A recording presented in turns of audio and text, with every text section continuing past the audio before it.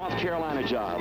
This year, Missouri names a new coach, UTEP's Bob Stahl. Ladies and gentlemen, I'm very, very pleased to introduce to you the new head football coach of the Tigers, Bob Stahl. I have to do this for him.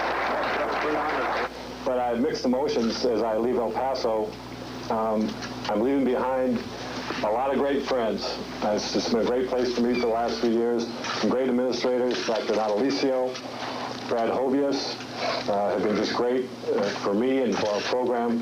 And most of all, our players. We've come a long way the last 3 years, and we're very, very close with players, and we're looking forward to playing that last bowl game together, and it's very, very important to us. But again, I look forward to this new opportunity. And there's Bob Stahl coaching his last game for Texas El Paso.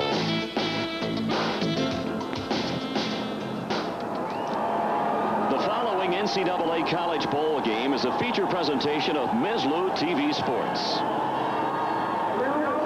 From Independence Stadium in Shreveport, Louisiana, welcome to the 13th Annual Independence Bowl.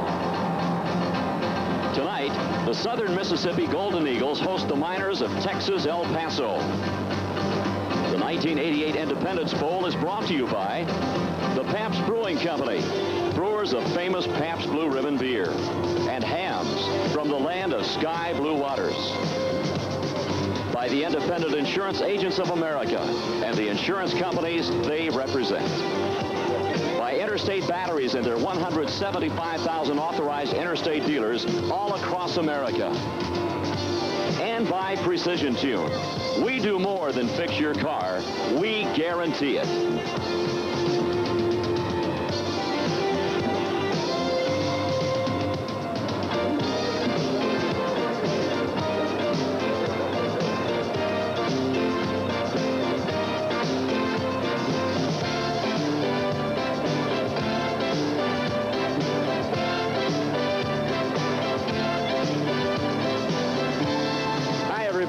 From Independence Stadium in Shreveport, Louisiana, it's the 13th Annual Independence Bowl game between the Golden Eagles of Southern Mississippi and the Miners of the University of Texas, El Paso. A couple of ball clubs, both capable of putting a lot of points on the board. We should see a lot of scoring tonight. For all the exciting play-by-play action, let's go up top right now to Steve Grad and Bob Cacciola. Thank you, Lanny. You know, UTEP and Southern Mississippi are teams that don't play in big metropolitan areas. Texas El Paso in the Western Athletic Conference, Southern Mississippi and Independent from the Deep South.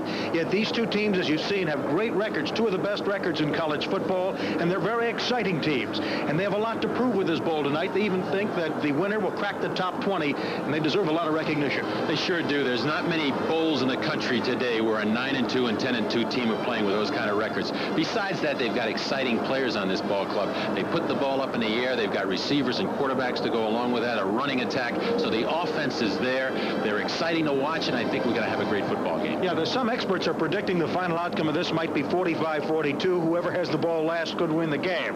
Also tonight, working with us, one of our colleagues, a veteran of Ms. Lou TV Sports, and a man who's going to have a lot of viewer participation. Let's go down to Dwayne Dow. Thank you, Steve Grad, and Merry Christmas, America. How wonderful it is to be again with you during the holiday season. Now, here at the Independence Bowl, we have a special question we're going to pose to you, the sports fans of the United States. And that question on our nationwide fan poll tonight is, should college football players be paid for putting on the show every Saturday afternoon around America, or should they not be paid? After all, they are in the prime of their careers. Many of them won't go on to professional football. Should they be paid now for their efforts as collegiate players? Or should they not be paid? They're on scholarship, and it's all part of the educational and athletic process. If you think yes, the college football players should be paid, phone this number, 1-900-400-6381. Now, if you feel, on the contrary, no, the college football players should not be paid, phone in your vote at 1-900-400-6382. There is a $1 call charge. So let's hear from you during our nationwide fan poll on Ms. Lou TV Sports tonight. And we'll be right back with action from the 1988 Independence Bowl here in Shreveport, Louisiana.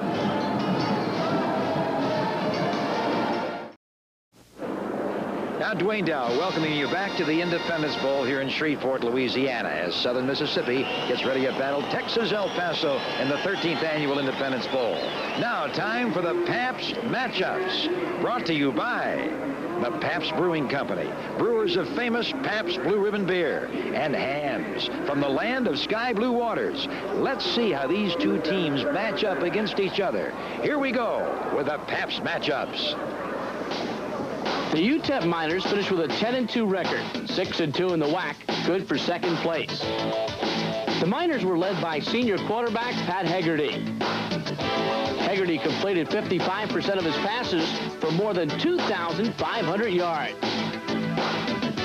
He threw for 19 touchdowns while having only 7 picked off. Also in the backfield, 5'9" fireplug Willie Fuller. The senior tailback gained 590 yards and only 83 carries, averaging just over 7 yards per pop. Fuller scored 5 touchdowns on the ground. Quarterback Pat Hegarty had a favorite target in wide receiver Reggie Barrett.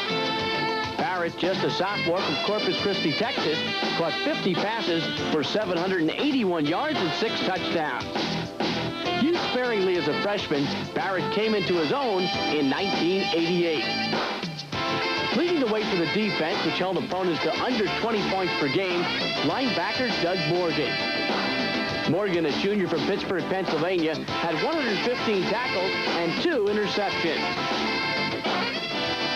Anchoring the defensive secondary, Grover back Richard Wright. Wright led the defense with 5 interceptions and ran 2 of them back for touchdowns.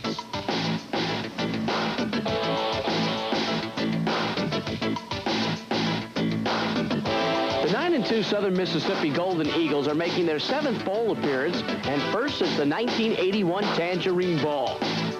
The Eagles of Southern Mississippi were led by sophomore quarterback Brett Favre. Favre, a solid 6'2", 205, completed 56% of his passes for over 2,200 yards. He threw for 16 touchdowns while having only 5 intercepted. Senior Shelton Gandy led a balanced Eagle running attack. Gandy, the workhorse of the backfield, rushed for 657 yards and 7 touchdowns. Gandy had a team-high 188 yards against East Carolina. When Southern Mississippi threw the ball, it usually wound up in the arms of Al Williams. Williams, known for his acrobatic-type catches, had 3 touchdowns. Williams, a junior, caught 39 passes for over 600 yards, averaging 15.4 yards a grab. The Golden Eagles defense was led by 6'1", 225-pound senior linebacker George Hill. Hill led the team with 104 tackles, including 51 solos. He had 2 interceptions. James Henry is one of the most versatile Eagle players. As a defensive back, Henry had 56 tackles, but where he really excelled was on the specialty teams. He returned 2 punts back for touchdowns.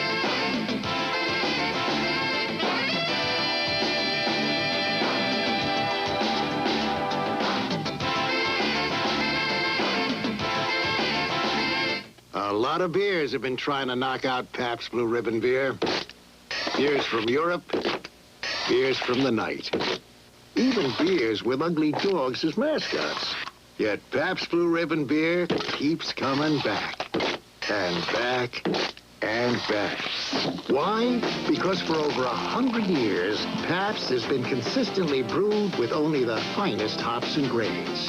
It's what's inside that counts. We are at the Independence Bowl Stadium for the 13th Annual Independence Bowl game between Texas El Paso and Southern Mississippi. Steve Grant and Bob Cassiola with you. And you talk about the offenses for these two teams. They're high scoring, and they really center at the quarterback spot. Pat Hegarty, the veteran, the senior for Texas El Paso, and Brett Favre for Southern Mississippi. Let's go to Hegarty first for UTEP. Hegarty's an outstanding talent to begin with. He's a veteran quarterback, but more importantly, he's a bright kid. He's one of 11 scholar athletes honored by the National Football Foundation recently.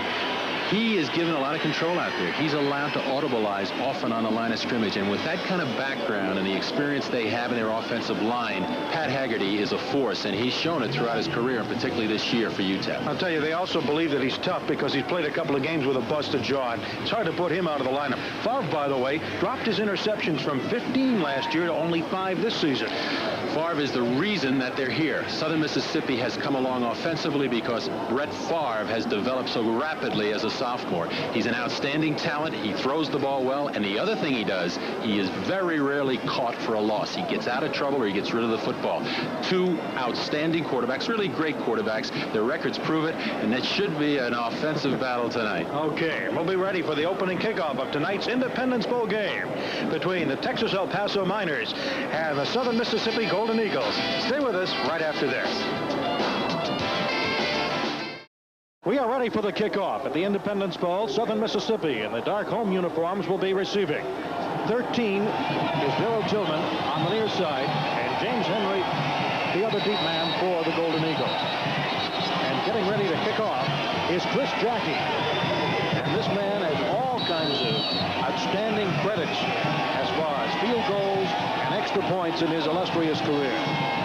We're ready to go. He gets good height on the kick, and Henry will take it at the 10-yard line, and he's dangerous. They stop him at about the 24. The starting lineups for Southern Mississippi's offense. Brett Favre will be the quarterback, the sophomore who's really improved. Shelton Gandy, player plug tailback with good speed. And Reginald Warnsley, who does a lot of blocking for him out of the eye, will be the fullback. Alfred Williams, a speedy wide receiver on the left side. Robbie Weeks, the flanker. They do run their wide receivers and their tailbacks in with the plays. We'll get the interior line in a minute. It's 1st and 10 from the 23 for Southern Mississippi. Just underway. Delighted you're with us. This is Weeks on the reception across the 30. Close to a first down before he's bumped out of bounds. Carlos Powell will be the tight end for Southern Mississippi. And the interior line will have left tackle Buddy King. Ben Grimm will be at the left guard. Buddy King, as we mentioned, will be at the other tackle. Right guard is Chafin Marsh. And he's a freshman. A lot of these players have been switched over from defense. 78 is Chris Riles at right tackle. And I must mention that black uniformed Southern Mississippi Golden Eagles, as you look at the statistics of Brett Favre, do have 2 offensive line units. The starters will play the first 2 series, and after that, they'll alternate. That's been the success of Southern Mississippi as we look at tonight's officials. They're from the Southeastern Conference. Al Ford is the referee, and you have a list of all the other men who will be covering this game. It is a first down and 10 for the Golden Eagles at their own 33-yard line. The field is dry. We had some rain yesterday. Temperature exactly 61 degrees. The tailback gets the call, and there goes Gandy up to near midfield before he's finally tripped up. Little counter play out of the I formation. This is a tailback-oriented offense with, as we look at the defense, and Tony Tolbert, the defensive end from Englewood, New Jersey, for UTEP, Thomas Bradley, the left tackle. And you know, the interior lineman, Raymond Hill, will be down at the nose guard. He's sometimes a backup. Ross Purity at the other tackle. Chris Riddick will be a stand-up end. He's actually a linebacker, but they call him a stand-up end. Ken Salih, watch for him tonight, number 45. He'll be all over the field, as will Doug Morgan from the linebacker positions. Another first down and 10 from the 48 for Southern Mississippi. They go strong left, and they have a wingback on the right side. And we might have a delay of game. That whistle came before the snap. That's exactly what the call will be. Too much time in the huddle here, getting this play off. Going back to the offense, we were talking about it. This is a tailback-oriented team. Southern Miss, we listen. Dead ball foul before the snap. Delay of the game. Still first down. They like the tailback, but they come off that with the play action pass, sprint draw action with Brett Favre, the quarterback, and his throwing ability we know about. We'll talk more about it through the evening. Looking at the secondary for the Miners, Vernon Cooks will be at the left cornerback. Richie Wright will be at a safety, so will Terry Walker. He's a man to watch. And Darren Lewis. 1st and 15 as Weeks goes in motion. Second man through Gandy, and he gets up to about the 48-yard line. Doug Morgan in on the tackle from his linebacking position. Gandy started this season. He's had to battle injuries, Shelton Gandy, throughout the season, but he's hung in there. He's the second leading rusher on the team. He's 5'9", 188 pounds from Waynesboro, Mississippi. 2nd and 11 as he picked up 4. There's Brett Favre. Against East Carolina, this kid passed for 301 yards. Play action fake. Favre dumps it to the short man out of the backfield. That's Gandy into UTEP territory to about the 47-yard line. You can see the ability of Brett Favre, how quick he set up. His wide receivers were covered deep, and he looked for his outlet. He dumped the ball off to Gandy. He's very quick with his release, and he sees the field. Again, his development as a sophomore has been the difference in this ball club this fall. Bob Stull, last game with UTEP. He's going to be head coach at Missouri, and he's taking most of his staff with him. Turned this program around from 1-10 to 10-2 in 3 years, and now the nickel defense, 4 down linemen for UTEP, and the extra secondary man is back there. The pitch and the sweep to the right. They stop him across the 45 to the 44. That's Gandy, stopped by Morgan and a host of tacklers. Defensively, they like to let those inside linebackers, UTEP, to get to the inside running plays, and they've got 2 fine linebackers, and Doug Morgan, the junior who just made that hit, and Ken Sallee, the junior college transfer from Torrance, California. It's 4th and 2. And Alric Young, the quarterback who comes in on running plays, replaces Favre. Short yardage situation. Young likes to run the football. They run a lot of option with him. Look at the full house backfield. Pitches Gandy left side, caught behind the line. They stop him. Morgan, the first man there for the Texas El Paso defense. They gambled, and Texas El Paso's defense made the big play, and they got great field position, and there's the man that did it, Doug Morgan, who's the second leading tackler on this team. 11:28 to go in the first quarter of the Independence Bowl. UTEP's first possession coming up. We're scoreless. Trend in beers is to stick some wild animal on the bottle. Or put a foreign name on it.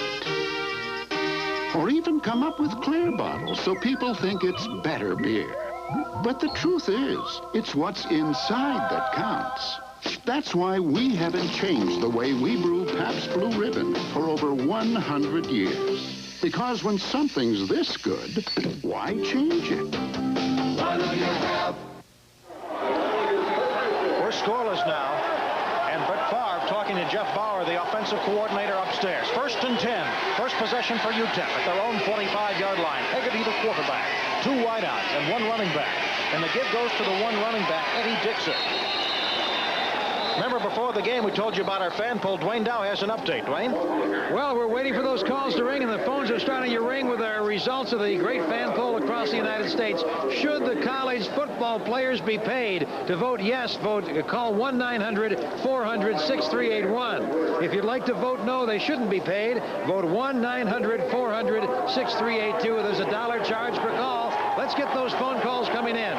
Steve? Thank you, Dwayne. There is a penalty against Southern Mississippi, their second. So it'll be 1st and 5 on the play. We should mention that John Harvey, the leading rusher for UTEP, as we look at the sideline for Southern Mississippi, but John Harvey is not here. And there were reports in the papers that he did not pass a drug test. So that is why he is not here among the unofficial reports. And the handoff goes to Eddie Dixon again, the 5'8" senior from Twin City, Georgia, stopped by Steve Brown. This is the offensive line coach going over some blocking schemes with the Southern Mississippi offensive line players right there. And UTEP, as they have done on 2nd and 3 before, they're going without a huddle. And this was successful against San Diego State. It won't be successful now that somebody on the offense took off.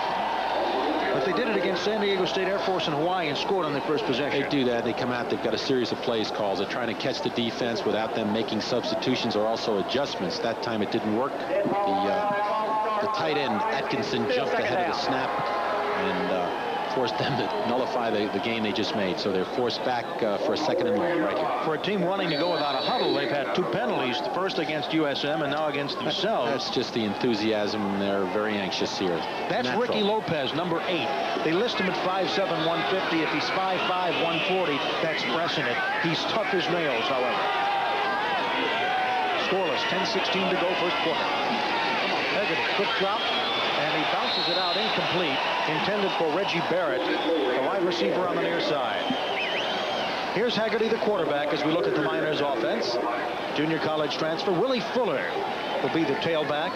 He's a spark plug. Eddie Dixon, he's a workhorse from the fullback spot. Reggie Barrett, the speedster, at the wide receiver on the left side. Ricky Lopez, the flanker. Just talked about him. Arnie Atkinson. He keeps getting bigger, says his coach at tight end. The defensive left tackle, Steve Casper.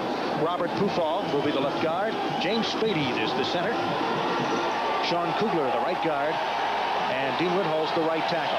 And there's checking off at the line by Hegarty on 3rd and 8. He saw a change in the defense. Drops back. Fires over the middle. Good catch. Atkinson, the tight end, makes the catch. That time they came out with 4 wideouts. They took their tight end, broke the formation, put him out on the flank, and watch 81 Arnie Atkinson, 6'4", 258 pounds. As we watch it from behind the quarterback in the end zone camera, good drop by Hegarty. He sets up and coming across the middle, Atkinson makes a great catch. First down, and they've got great field position early in this game. 26 receptions for him. The ball on the USM 34-yard line were scoreless. Second man through for Texas El Paso. That's Willie Fuller to about the 26. You've got to remember in this offensive line, Steve, that they're all experienced. The only junior in that line is Steve Casper, the left tackle. Everybody else is a senior, and that experience has paid off as they go without a huddle. And they're coming quickly at 2nd and 2. UTEP started its own 45-yard line. Again, Fuller. This time he's tripped up in the backfield. Coming in quickly, Toby Watts, the 6'5 junior, tackle from Fort Worth. They regard Watts as the top defensive lineman for Southern Mississippi, and that time he broke the block of the offensive right guard, got in the backfield, and got to the Fuller, the tailback, before he could really make his cut. Interestingly, Watts is one of those kids came over from Southern Methodist when that school took the death penalty to the program. On 3rd and 2 now, after no gain from the eye, and Fuller goes in motion. Second man through is Scooter Menifee, but there were whistles all over the place. And with flags on the field, we can check the defense. Stand-up end is Steve Brown for the Golden Eagles. Toby Watts, who made that earlier good play, will be at the other tackle. The nose guard, Chuck Sims. And Sam Thomas. There was illegal motion by the offense on UTEP on that penalty. George Hill from one linebacker. He's going to be all over the field, as will Tony Poe, the other linebacker. Simi Carter at a cornerback.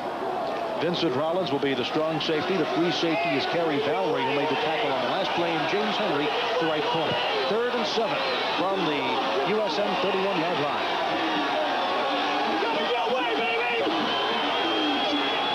Fuller in motion again. Screen, and they draw him in. It's a complete pass to Barrett. It's a touchdown, Miners.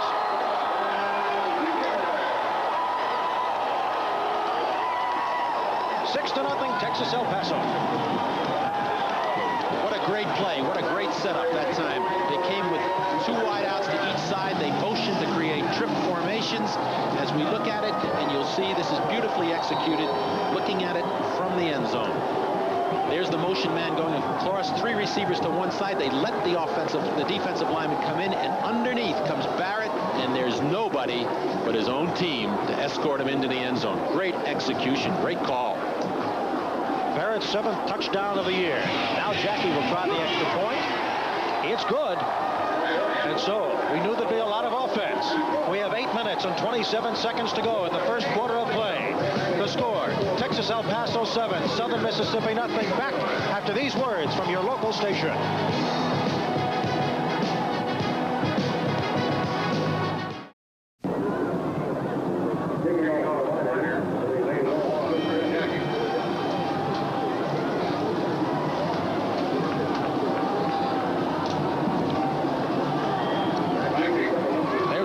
Mascot for Texas El Paso. And he can flex his muscles proudly. His team leads 7-0. Jackie will kick off to Tillman and to Henry. He's got the wind at his back, and he uses it as this one goes through the end zone. So they'll start 1st and 10 at their 20. We were talking about how that touchdown opened up so beautifully. It was an interesting call because they gave it, as we look at this, 6 plays, and they go 55 yards in a very short period of time. 31 yards, Haggerty to Barrett coming underneath. It was a pick play. 3 receivers to one side, and they brought Barrett underneath as they picked the defense. But most of all, they disguised it by letting those defensive linemen come in like it was a screen. Interesting play, and I've never seen anybody so wide open with an escort like that to score a touchdown. The Golden Eagles want to keep the UTEP defense guessing throughout the game. They moved the ball well, but were stopped on a 4th and 2. Here's an option. Favre pitches the ball out, and Gandy gets across the 30 to the 31-yard line before Terry Walker comes up from the secondary to stop him. Although they like the I formation and they love to pass off the play action, they do occasionally run the option with Favre and Gandy, and this is well executed. Drive the fullback in, hold the linebackers, and put the ball on the corner. Good block on the corner by the flanker that time, Eugene Rowell, and gives the tailback, Gandy, a chance to make big yardage. You saw Tony Tolbert, 98, tackle the quarterback at the pitch. He's got to make up his mind in a split second. That was successful. A 1st down. Going left is Walmsley. He won't get much. They string it out to about the 34-yard line. 2 interesting contrasts in this game, and the offensive lines of both teams. In the case of Southern Mississippi, they came in with very little experience in the offensive line. They took some defensive players over during the spring, converted them, and they brought them along. And as we mentioned earlier, they substitute a lot, so a lot of players play. Now, in contrast for UTEP, they're all seniors except the left tackle, who's a junior, Casper. 2nd and 6.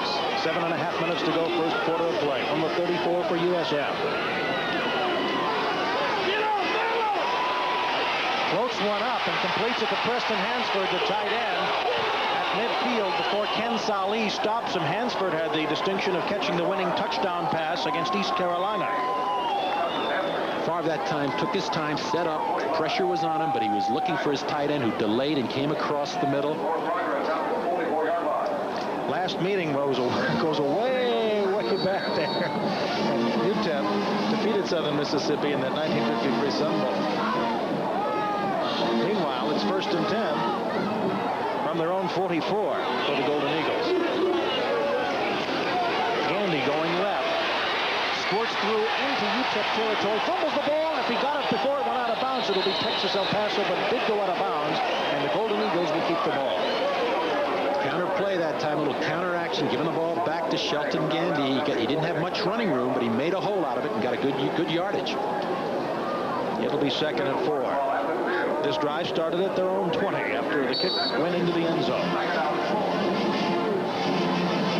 The weather is holding up. They expected some more rain tonight, but the field is dry and the temperature's balmy in the low 60s. Weeks in motion. Boy, Favre drills that ball right to Alfred Williams. That was a clean sprint out that time. Favre moving away from the pocket and the pressure, just sprinted on the corner, and Williams came from the wide position, curling back to the football, and he threw the ball on the run with authority. Here he is, sprinting to his right. Only a sophomore. Look at the fire on that football, and here comes Alfred Williams, the leading receiver on the club this year with 39 catches for 601 yards. 4 for 4 for 37 yards for Brett Favre passing tonight on a 1st and 10 from the Miners 39. And he keeps it on the option to the 35. That time he took his 2 wide receivers, Rowell and Williams, split them to the top of the field, a screen in twins formation, and came and run a little counter option. He was looking to pitch it back to Gandy, but he saw a hole up inside, and he took the game. He played quarterback and defensive back for his dad in high school. His dad, Irvin, coached at North Central High School. Gives you a little head start on your college career. There's Bob Stull, his last game as the head coach at Texas El Paso, going to Mizzou. 7-0, his team on top. But the Golden Eagles are driving on 2nd and 6. Another completion for Favre. This one to Darrell Tillman. Stopped by Darren Lewis out of bounds. You've got to see the release on this kid. He sets up so quickly. He just flicks the ball up in the flat. He threw the ball about 15 yards. Watch this action. Takes a good drop, and watch the release here. Just puts the ball right there, and it has enough authority on it. Good move by the wide receiver. Tillman working on the cornerback to that side. Cooks. Tillman's first catch of the night, good for 13 yards, and it's 1st and 10 at the Miners 23.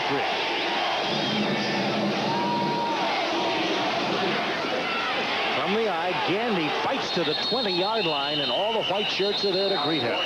Doug Morgan was first. And Ken Sallee, that both the linebackers converged to make the hit on the tailback that time. Little sprint draw action. And perhaps the rain is starting to fall a little bit.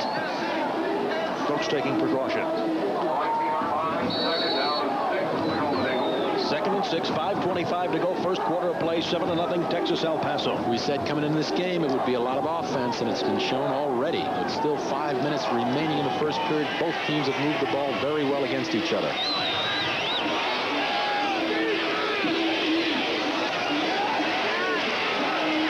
Throwing back the other way to Warnsley. And he is stopped at the first down marker at about the 12-yard line before Darren Lewis makes the tackle. This is a little half sprint action. They've got a lot of offense with this sophomore quarterback. They full sprint him, they play action him, and here they take a half sprint. Watch him going to his left. He's looking to the right. He pulls up and he looks right back. His fullback has come out of the backfield, Warnsley, and just circled underneath, makes the catch. Good gain, another first down. Curly Hallman's done a great job with this Southern Mississippi team in his first year. 2 wideouts way to the right side. Rowell and Williams. We'll go to the left side to Ricky Bradley, who gets about 2. Bradley, the junior. He had 167 yards against Mississippi State. Evans made the tackle. They balance it off. There's Brett Favre. Past Christian, Mississippi.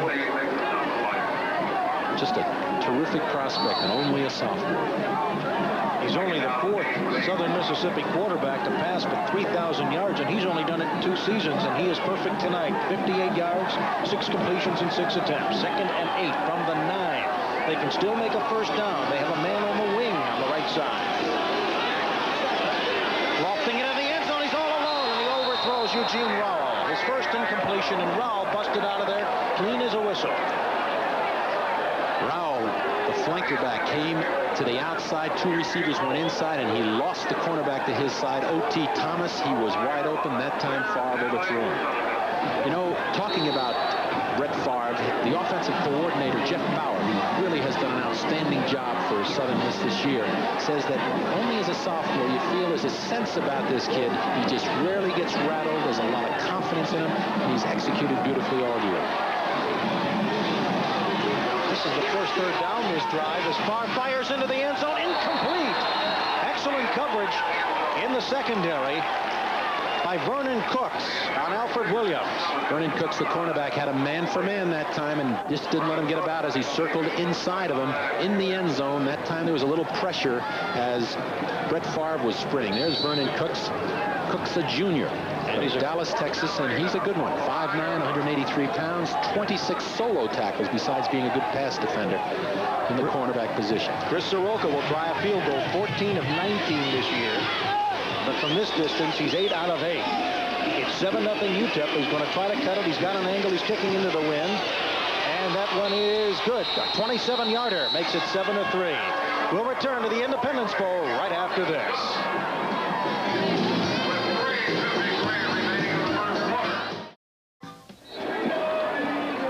7-3 our score. Texas El Paso leading Southern Mississippi. Steve Grant and Bob Cassiola with you, along with Dwayne Dow. And I tell you what, this first quarter shows a lot of offense. We haven't had any punts yet. Well, we expected that. The record coming in tells it. When you look at the scoring play, 12 plays, they got in for 3 points. It was important to get on the scoreboard.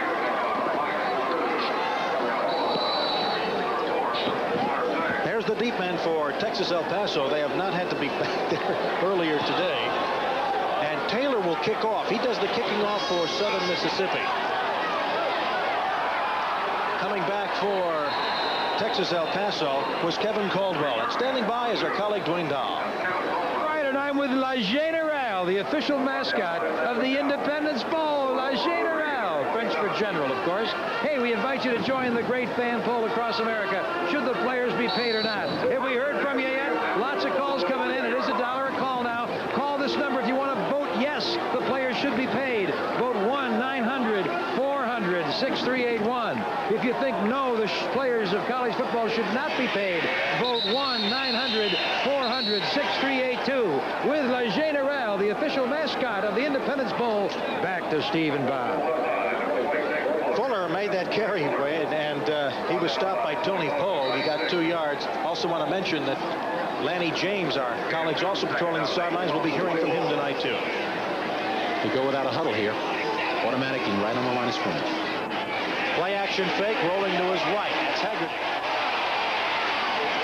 And it's caught out of bounds. And that's what Southern Mississippi wants to do. Keep stringing out the opponent's offense.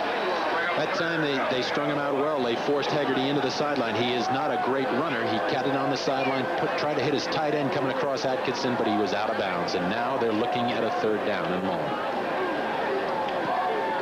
Haggerty, almost like an extra coach on the field from the quarterback spot. And one thing that his players like about him, we told you he played with a broken jaw a couple of games, but he's tough.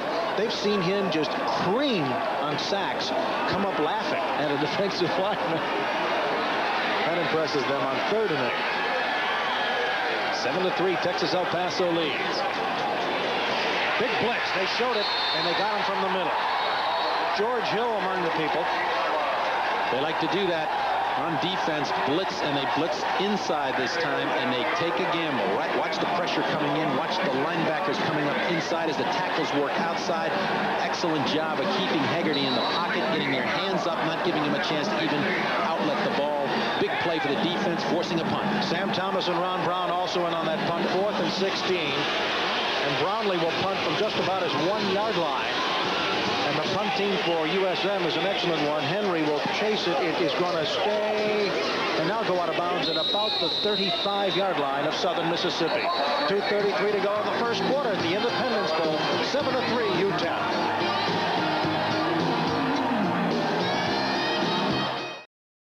Ready to go on the Independence Bowl. 1st and 10 from the 35 for Southern Mississippi. Favre almost has it picked off. It's incomplete. His first incomplete pass. Lanny James is standing by. Lanny? No, I'm not ready. I don't have him yet. And we'll get to him in just a moment. We should mention that Southern Mississippi has now got its 2nd offensive line into the game.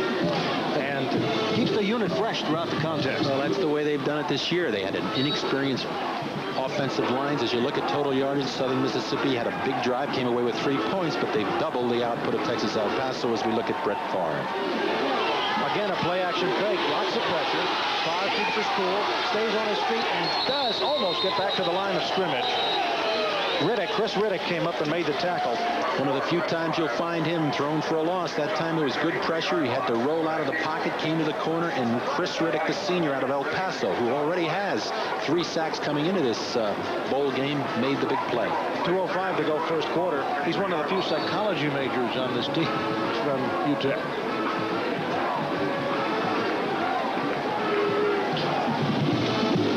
Good look at Curly Hallman, who took over his first year. 41 years old, graduate of Texas A&M. Still a lot of stunning going on. 4 down linemen on 3rd and 12. It's the nickel package for Texas El Paso. He throws it under the coverage to Eddie Ray Jackson. And Eddie Ray Jackson has been a big receiver all year. Stopped at the 40-yard line. Short of the first down. Darren Lewis made the tackle. That time they ran a little delay screen underneath. Eddie Ray Jackson, the sophomore, who's played a lot because of injuries this year. And watch it here. Here he is. Quick drop. Lets him come inside, and Jackson comes underneath, makes the catch. Looks like he's got good yardage to make here. Good defensive play there by number 48, Greg Evans, the linebacker. Another look from another angle here as we see him drop off. Look at the quick release he has as he gets it off to his tailback. There was a penalty on the play. It was against the offense. It was declined, naturally, short of the first down. So Texas El Paso's Vernon Cooks will go back to receive the punt from Scott Bryant, who's had a good year, although he's dropped a couple of snaps, but his punting has been excellent. It's not a high punt, and Cooks will take it at the 30. And that's where he is stopped because the punt coverage team has done an outstanding job. Arnie Williams, the first man back there, a freshman.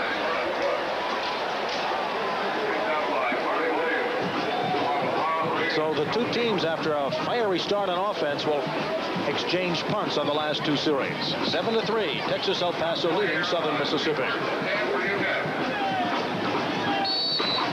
Bob Stoll wants to lead Texas El Paso with a victory.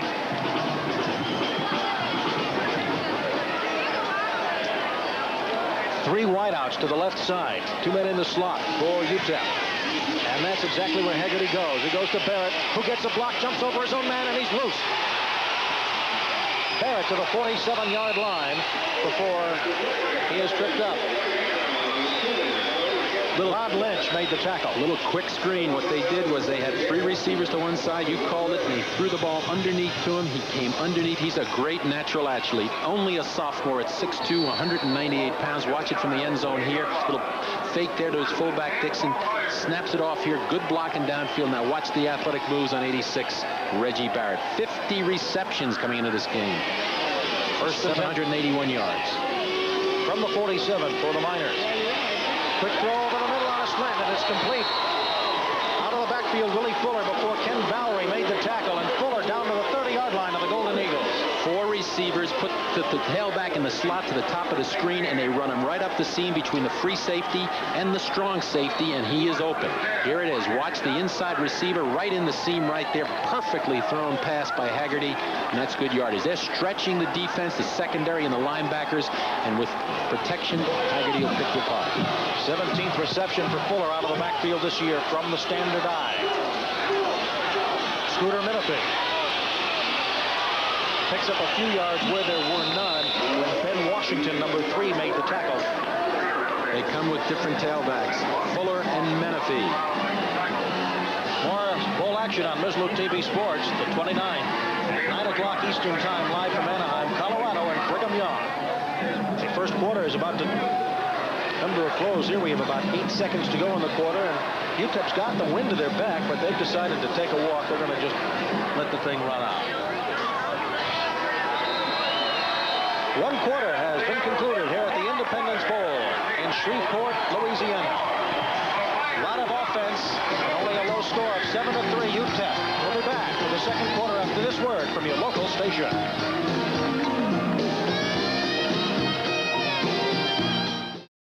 For the start of the second quarter, 2nd and 7 for Texas El Paso from the USM 27-yard line.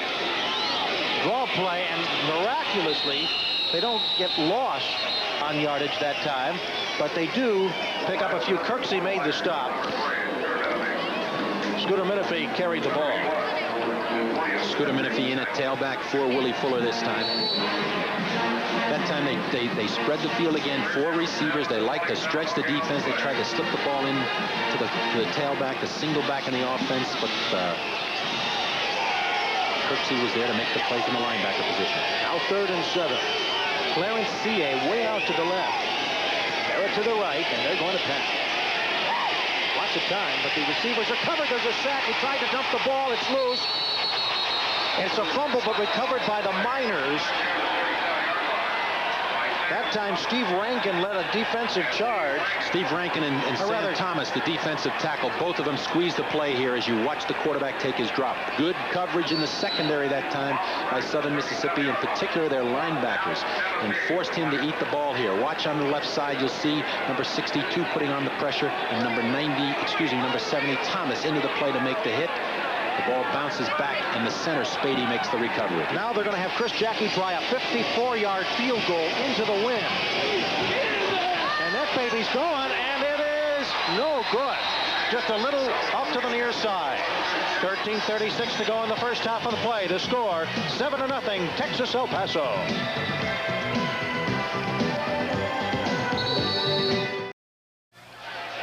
First and 10 from their own 37 for Southern Mississippi. Favre, 7 of 10, 64 yards. Takes a bootleg and gives the ball to Ricky Bradley. And Blaine Dow has an update on our fan poll on whether college athletes should be paid. Well, Steve, what an exciting fan poll. Thousands of calls coming in from across the United States. And look at this early return.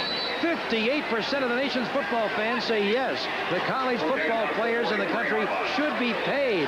42% of the early returns, with several thousand votes already in, have said no. So give us a call right now. It's $1 per call. Give us a call. Back to Steve. On 2nd and 4, again, it's Bradley on a counter again, and he loses some yardage. That time, the defensive tackle, Ross Purity, came in and made a hit in the backfield, never gave him a chance to make the cut. 7-3, Texas El Paso on top with Bob Cassiola. I'm Steve Grad. We're delighted you're with us for the 13th Independence Bowl game. Eugene Rowell, the junior from Auburn, Alabama, going wide out to the right. He had 95 yards against Memphis State this year. And Favre drills a ball. It's nearly picked off. Very, very hard throwing ball, and Doug Morgan couldn't quite hold on to it. It was intended that time for Alfred Williams. Good job secondary-wise. They really put the pressure on Favre that time and gave him he had to force the ball a little early. Force the ball a little bit early. So from their own 37, it's 3 plays and out. And Cooks will be back to receive this punt from Scott Bryant. He shanks it. It's going to be short. And it goes out of bounds at the 39-yard line of Texas El Paso. And we'll be back with more action from the Independence Bowl after this word from your local station.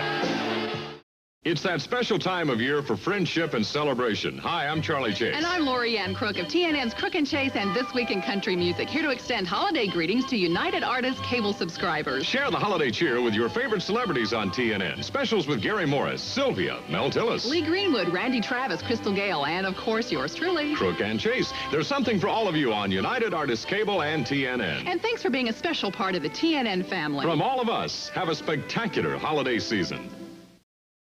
WDAM, Laurel, Hattiesburg. After that punt, there was a dead ball foul, so the Miners got it 15 yards upfield, and their wideout, Ricky Lopez, going wide to the right, and they have the ball 1st and 10 at the Golden Eagle 45-yard line, leading 7-3. They're going deep down the sidelines. The tight end is there, flag down as he stopped at the 4-yard line. That time they came with 2 tight ends and 2 wide receivers outside of him, and they hit the tight end as they crossed. The wide receiver on the left side came down, cut in the middle, and the end zone, Atkinson broke to the outside. A perfectly thrown pass by Haggerty. But let's watch here it is. Drop back here. He's looking right. He turns to his left, and that's the receiver, the tight end 81. Right up the field right there for the catch. But it's going to be all for naught. An eligible receiver. They're going to take it back. Lanny James has a feature. Let's go to Lanny. Well, our question tonight, should college football players be paid? We've got Scott Bryant's sister, Leah. What do you think? No. Why? Because half of them are on scholarships anyway, and the school pays them, and they try out for the team. It's their own choice. What about Scott's daddy? What do you think? I think they should, because there's been a lot of effort and a lot of years put into developing their skills, and I think they should be rewarded in some other way just besides a scholarship. Well, there's a local viewpoint. Don't forget to call in your response. Faking the blitz is Southern Mississippi. 1st and 25. Haggerty throws it incomplete. C.A. was the intended receiver. Good coverage again in the secondary. That time they tried to get Clarence C.A., the junior receiver at 5'9", 166, down deep on the sideline cut.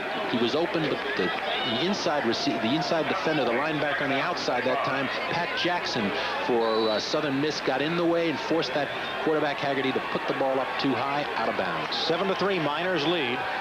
4 of 8 passing for Haggerty, 90 yards. 12 minutes, 3 seconds to go in the first half of play. 3 wideouts to the right side. Give this to Menifee, and he goes down quickly. Toby Watts made the tackle from Fort Worth. Coming into this football game, University of Texas El Paso averaged 413 yards per game, 223 through the air, and 190 on the ground. Fairly balanced attack. Thus far tonight, they've thrown the ball most of the time. That time they tried to run a little counter play, a little draw action. Didn't work. Henry will be back to receive this punt. This has turned into a punting contest.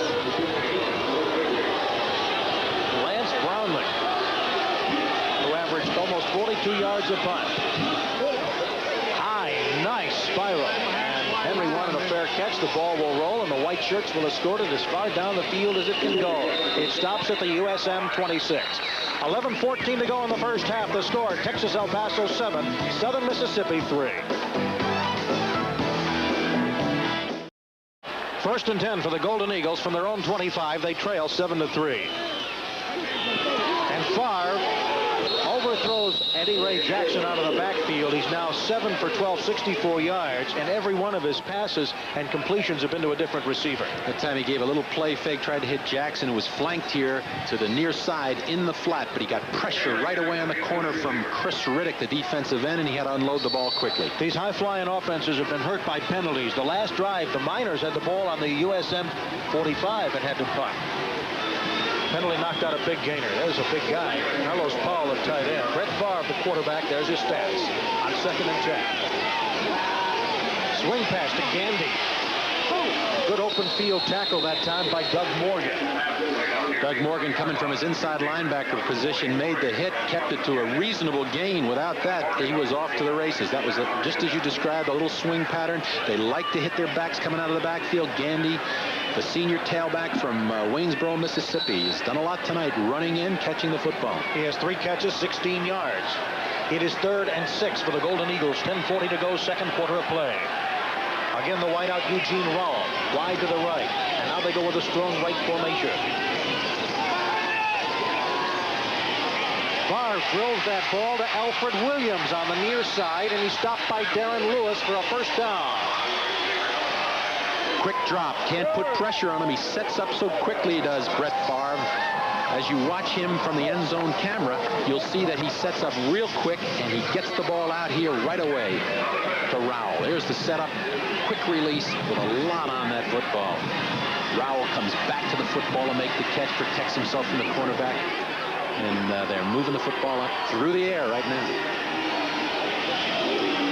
1st and 10 from their own 46. Option, Favre, stiff arms, it doesn't help. He's stopped by Vernon Cooks. Excellent job by the defense that time. He tried to run the option. He elected to keep the football. He just stretched him out. There's no way you're going to make a play. 3 white jerseys there. Finally, Cooks comes up to make the hit. UTEP likes to camouflage their defense right up until the snap. And they say if the quarterback can read on the run, more power to him. But we're not going to let him know what we're doing when we come up to the line. A lot of stunning, a lot of shifting. On 2nd and 10 now. 3 wideouts to the near side.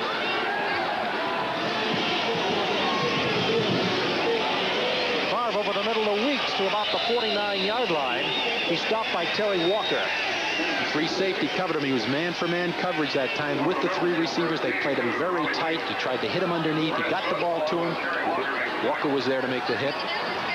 And here's our question. Should college athletes be paid, specifically football players? If you want to take part in this, vote a yes with the number on top, 1-900-400-6381. If you disagree, keep it as it is, 1-900-400-6382. And so far, overwhelmingly, our viewers say yes. Fumble on the ball, and Favre, like throwing himself on a grenade, just plops on it and saves the ball for USM. You mentioned it earlier. Penalties and mistakes have hurt both clubs right here. Southern Mississippi's on a drive, and they hurt themselves with that fumble, and they're going to be forced to punt the football with 8:35 remaining in the second period. And going back is Vern Cooks to receive the punt. Around his own 20, Scott Bryant will punt. The punts are coming quickly now, this entire quarter with 8:22 to go. And after a shank on the last one, this one will also go out of bounds at about the 23-yard line. We have 8:15 to go in the first half. 7-3, Texas El Paso. Back after this word from your local station. 1st and 10, the ball on the 26 of Texas El Paso. Right away, they pitch it out and start a running play. It's Fuller, and he's knocked down at the 28-yard line. They've got to get themselves in sync. Both teams have looked for the big play all the time, putting the ball up. They're making mistakes. They've had penalties against them. Somebody here has to settle in and get the offense going. This is so uncharacteristic for both teams because they've scored a lot of points and their offense have produced over the long haul. Oddly enough, both teams 90 yards passing, but for total yardage, Texas El Paso 85. They have a lead. Southern Mississippi 139 yards, though they're trailing in the game. 2nd and 8. Nice pass by Haggerty to Rob Hausler, the tight end, into Southern Mississippi territory. Hausler, who has 17 catches on the year, is stopped by Tony Pogue from his linebacking spot. He's got good speed, Hausler. That's why they like to bring him in with Atkinson every once in a while. But again, they split the tight end out to the left side here. They put the strong safety in trouble here, and they get the tight end up the seam. There he is, beating the strong safety right there. As he gets the ball, the cornerback, number 12, playing to the outside there. Carter comes over to make the hit, but not before he gets another first down. Fuller and Bishop both split to the left. One running back. And he makes a good block, too. It completes the pass to Barrett, way short of a first down at the 41-yard line. Stopped by Simi Carter there. One running back, Eddie Dixon, made a good block, though, enabling Haggerty to make that pass. Haggerty took the short drop, just put the ball on the corner to 86 because that was a possession-type pass, worked effectively. These teams have had to battle a lot of ties this year. In the Peach Bowl, you'll see the Iowa Hawkeyes and the North Carolina State Wolfpack on New Year's Eve day at 1 o'clock Eastern Time from Fulton County Stadium in Atlanta. Here on Missler TV Sports. 7:09 to go, second quarter of play. Extra tight ends on this play. And Dixon, Eddie Dixon gets the first down, the 5'8" senior from Twin City, Georgia. He's married. He's one of the married guys. Wife Phyllis and son Eddie Dean are here. Eddie Dixon used mostly as a blocker. That time as a single back, took it up inside for good yardage. But Eddie Dixon in high school rushed for over 7,000 yards. He broke the high school rushing record of Herschel Walker when he was playing at Twin City, Georgia. It's good company. Two wideouts, Bishop way to the left, Barrett to the right, and Dixon goes in motion from the wing. This is Fuller. And good defensive closing in by Hill. I'll tell you what, he closed it in, so did William Kirksey, the other linebacker, and though there were convoys in front of that running back, they stopped it. Both teams have excellent linebackers. George Hill is the leader of the Southern Miss defense because he is their leading tackler. He has 51 solo tackles coming in this game. At 6'1", 225, he moves very quickly to the football. Outstanding football player, George Hill. 2nd and 8 now on the 31 of Southern Mississippi. They've got their nickel package in with 4 down linemen. Haggerty, a quick drop and a quick pass and a completion to Barrett going the other side. And it's a first down. That's exactly the same play they scored a touchdown on. 3 receivers to one side. They pick everybody, bring Barrett underneath, get him the ball real quick. He, with his speed, he's the big play guy. He can break it. Watch here as we drop. Action will come to the left of the screen as Haggerty sets up. Barrett comes underneath, number 86. They give him the football at 6'2", 198 pounds. He's got sprinter speed. The one thing he did here, he knew where the sticks were. He made the first down. Incidentally, he came limping off the field after the tackle. So we look at it here from another angle. 1st and 10 for the 21 of the Golden Eagles for Texas El Paso. A draw play. Eddie Dixon finds a little bit of room, and he's tripped up at the 17-yard line. That time Dixon should have turned the ball back up inside. Sims, the nose guard, made the hit. Good tackle by Sims, keeping it to a short gain. Betters helped out, too. You saw the Ricky Bradley fan club coming from Hattiesburg. Passing 7 of 11 for 129 yards and a touchdown for Haggerty of Texas El Paso. One wide receiver to the right side. That's Bishop. And a man in the slot on the right side. Let's go, baby. Tight end. Let's go. Haggerty's got 9 minutes, it seems, and he throws one batted down nicely by James Henry. Great coverage by Henry. That time, Pat Haggerty forced the football. He had 3 receivers to this side. He was thinking going one way that time, and he forced the football to Barrett to that side. Good coverage by Henry. There's Haggerty's stats thus far. Both teams started off well. Southern Mississippi had their opening drive stalled in UTEP territory on a 4th down. The Miners came back to score a touchdown. The Golden Eagles came back with a field goal, and since then it's been punts. 2 wide receivers to the near side on 3rd and 7. A nickel defense for the Golden Eagles. He's audibilizing right now. Here it is, here it is. Here we go, baby. Pump fake. Haggerty right up the middle. And they stop him at the 13, short of the first down. He's got to go just past the 11. He looked at one receiver all the way that time. He was looking for Dixon coming out of the backfield. He was covered by the linebacker to that side, Pogue.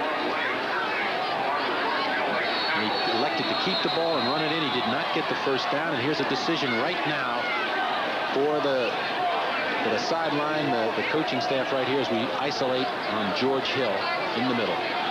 Big linebacker comes up to make the hit and keep him from getting the first down, forcing a 4th and 1. And a decision for Bob Stoll and his staff on the sideline. Will they go for 3 or they go for the first down? Well, Chris Jackie is coming into the game.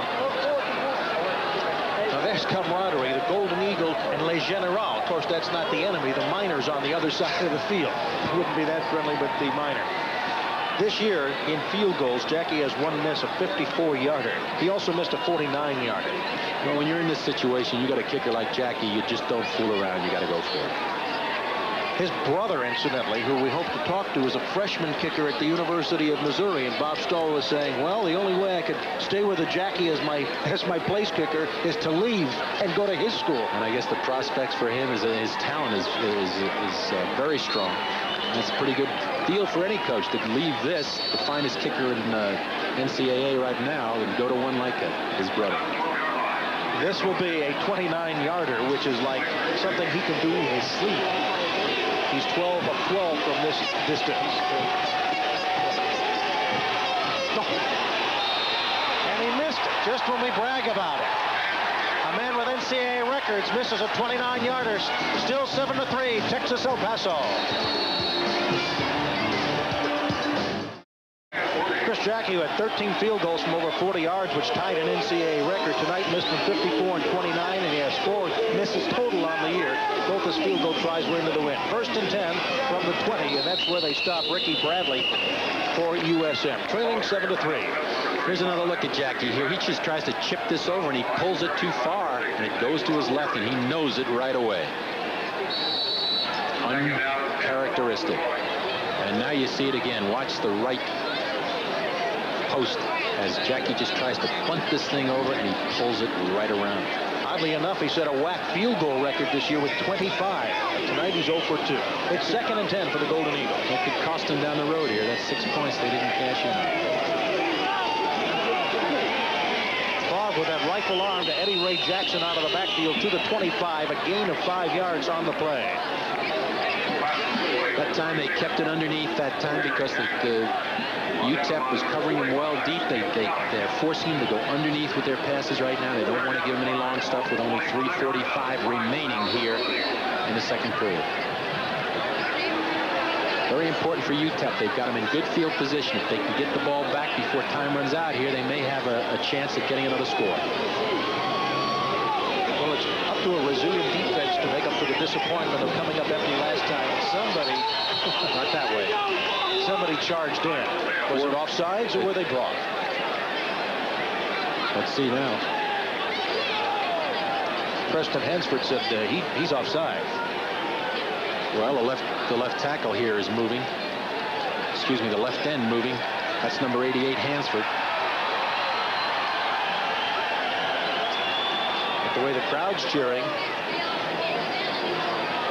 doesn't sound like it's going to go against them. Well, the officials are taking their time about telling us, that's for sure. Yes, sir. Dead ball foul, encroachment against the defense. It'll be a first down. Defense, there are at least 6 people moving on this before the snap. The end moved after that. That's the way it was interpreted. 5-yard penalty gives Southern Mississippi a first down. 3:18 to go on the first half of play. 2 wideouts to the near side. Eugene Rowell and Alfred Williams. From the I formation come the Golden Eagles, and they break out of it. Onto the wing is Eddie Ray Jackson. And the handoff goes to the second man for Wormsley, and he is blasted at the 30. Lanny James is standing by. Let's go to him right now. Steve and Bob, I heard the offensive offensive coaches talking to some of the offensive linemen a few minutes ago. They're having a lot of difficulty in picking up some of the minor stunts. When they loop, they delay a little bit, and it's kind of messed up the timing. It'll be interesting to see what kind of adjustments they make. Southern Mississippi, a much better team at moving the football than we've seen tonight. And that's very true, Lanny, because coming into this ball game, they like to stunt with their front people, UTEP, and they're doing it very effectively at this time. Again, Rawl and Williams out together, but this time to the right. Play action fake. Favre being chased. Gets a block from behind, throws deep, completes the pass to Eugene Rawl. That's all Mr. Brett Favre coming out on the left side. He was rushed from the right side by Chris Riddick. He broke away from that. He was peeling off to his left, and on the run, he found Rawl in the middle. And that's what we talked about earlier, that this kid just gets out of trouble. And look at that move. Fake little shoulder turn. He comes around, gets himself set, and finds the receiver in the middle, Rawl, and delivers the ball with authority. A 21-yard completion. Big play, 2:06, 2:04 remaining in this second period. And this is the second offensive interior line unit in for Southern Miss. Gandy, who's been freshly rested, finds some holes and goes deep into minor territory. There is a flag thrown in the secondary. Darren Lewis had to stop him from a cornerback spot. A lot of missed tackles on that time by Texas El Paso. Gandy made a few moves, but guys were reaching for him with their arms, didn't make the hit. Let's see who the penalty is going to go against. And this is what's plagued both teams already in this first half.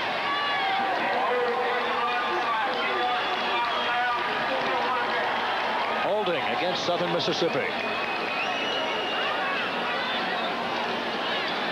A lot of yardage by both teams, but very little in the way of points because they've been making too many mistakes with penalties and miscues and missed assignments.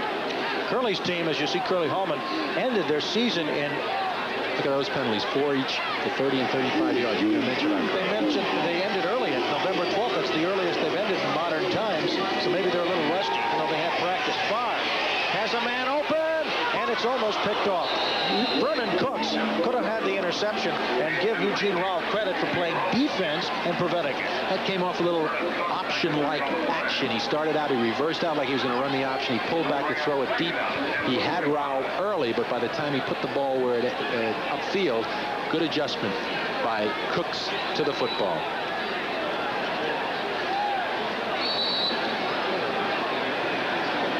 One of our Independence Insurance Senior All-Americans, Vernon Cook. And we'll have that special feature for you at halftime. His partner, Darren Lewis. Minute 23 to go in the second quarter. 2nd and 10 from the 45-yard line of Texas El Paso, and the Golden Eagles have the ball. Favre, 12 of 18, 119 yards, going to pass again. Throws it deep, and it is complete to Darrell Tillman. Lewis stops him at the 12. Make that the 14-yard line. Great adjustment by Favre that time. They put pressure. They decided to blitz him on that down. They had to go man coverage. Darren Lewis on the cornerback position. Here comes the blitz.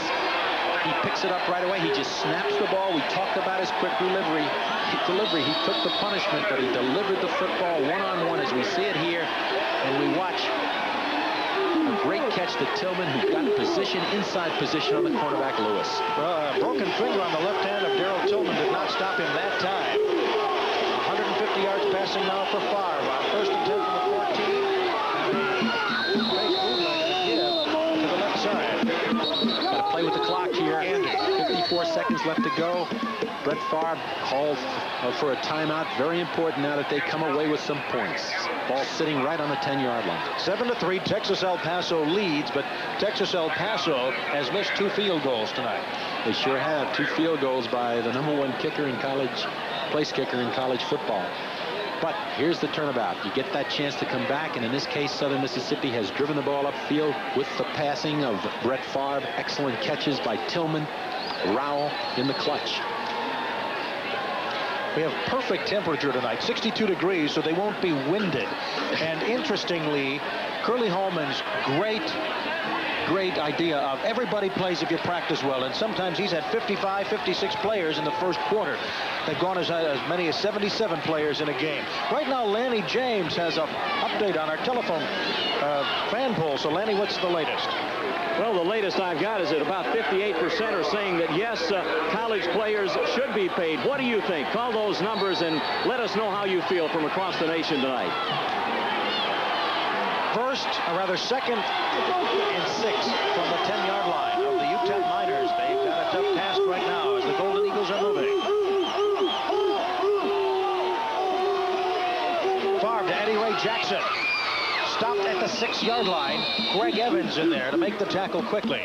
Good adjustment that time by UTEP. That time they came up, took Jackson from his normal tailback position, moved him into the slot, and then peeled him off and screened to him to the short side of the field. They reacted to him, kept them away from a first down. The ball is sitting just outside the 5-yard line. There's 44 seconds left, and it's 3rd and 2 for Southern Miss. A lot of top college all-stars will be in the Senior Bowl game on Saturday, January 21st at 1 Eastern Time. As Blue TV Sports will have it live from Mobile, Alabama, the Senior Bowl. Another timeout. Favre goes over, wants to talk to his coach. There's Curly Hallman. And he's talking to Jeff Bauer in the press box. This is very unusual for both teams, but in particular for Southern Mississippi. 1 of 6 on 3rd down conversions. Here he's got a 3rd and 2. He can get a first down. He still has time left to get that club back. He can get a first down and maybe have a couple of more shots at that end zone. Golden Eagles are usually nearly 40% on their 3rd down conversion. He's on the headsets. And Bauer's talking to him right now.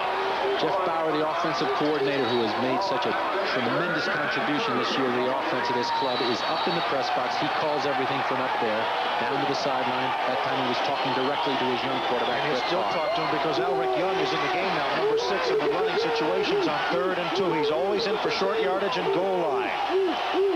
Full house backfield. Alric Young almost threw the defense off with a different cadence.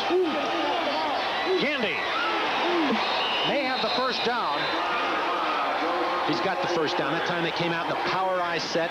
As soon as we see Young in the ball game, we know the possibility of the run, him keeping the ball on the option. That time he elected to go to his tailback, got the first down. Ken Salim made the tackle. He stopped a touchdown but didn't prevent the first down. It's 1st and goal from the 3. And now Favre is back in. Gandy's been the workhorse. 32 seconds and the clock is running. And they get back to the line of scrimmage quickly. A defensive man was just at it in time. A looping pass nearly picked off. Cooks was the only man there. One of the favorite patterns to come to in this situation, because you know you got man coverage, is the fade pattern. That time he looked for Rowell on the outside, perfectly covered by the cornerback that time, and that was Vernon Cooks right there made the catch. 2nd and goal from the 3. UTEP will go with some man coverage this deep.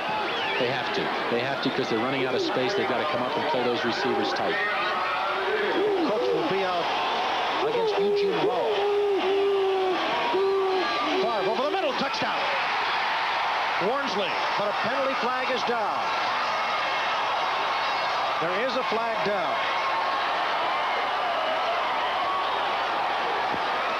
Here comes the outside. It's the defense. They're going to have a touchdown. It's against the defense. Wormsley's 2nd receiving touchdown of the year, his 3rd overall, and the Southern Mississippi Golden Eagles take the lead. That's what usually happens. UTEP has a chance to put it away a little bit and get some more points. They missed a field goal. Southern Miss comes all the way back and makes the score. Look at this deep drop, and he just waits for people to come to him as he slips the ball to his fullback, who, after he blocks, comes underneath to catch the ball. Beautifully executed play, man-for-man coverage. Deep backs are out of the picture completely. Chris Soroka, who's converted 33 of 35 extra points this year, will try it. It's good. And it is now 10-7 in favor of the Golden Eagles over the Texas El Paso Miners. 19 seconds to go in the first half. We've had a little rain. It's cleared up. And we've had a couple of missed field goals, as you alluded to, by Texas El Paso. But to Southern Mississippi's credit, they took the football. They had a lot of field in front of them. They executed. They ran the ball with a little balance, more balance than they've shown thus far in the first half. They hit the key passes, the key being Brett Favre. Here, watch the play. Watch the drop here and pick up on number 36, Warnsley. See him set up and sneak underneath. The linebackers have to cover him. They're nowhere to be found because they lost him. He's open for the score. And I want to give credit to the second offensive line. Carl Bolt, Steve Ellis, Jeff Dermer, Lehman Braley, Richard Green. Those fellas were in there blocking like crazy and doing a good job down there, enabling that play to also unfold. Well, I think it's interesting to elaborate on that concept. Curly Holman believes in playing a lot of people, so he gives everybody a chance, and no matter what the situation is, they know they're going to be in the ball game. Here they were in a crucial situation, but it was the second offensive line that was in there for the score. Caldwell is back deep.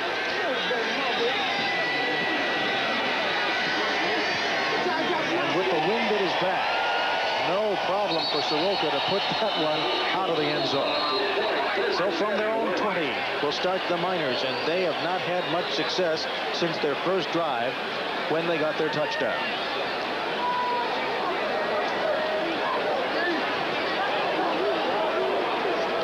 Good look at Ricky Bradley just sitting there on the bench, and there's your 12 plays, 80 yards. They really did move that ball well and completed a touchdown pass from Favre to Warnsley, a 3-yarder. And they're just going to protect the ball down this low with the wind in their face. Haggerty just put the knee down, but I don't know. I don't know with these Miners. They may come up with something. No, they're just going to let it go out. I wouldn't have been surprised if they had a quick huddle and threw a bomb. That's the end of the first half of play. 10-7, Southern Mississippi. Back after this word from your local station. Christmas from WDAM.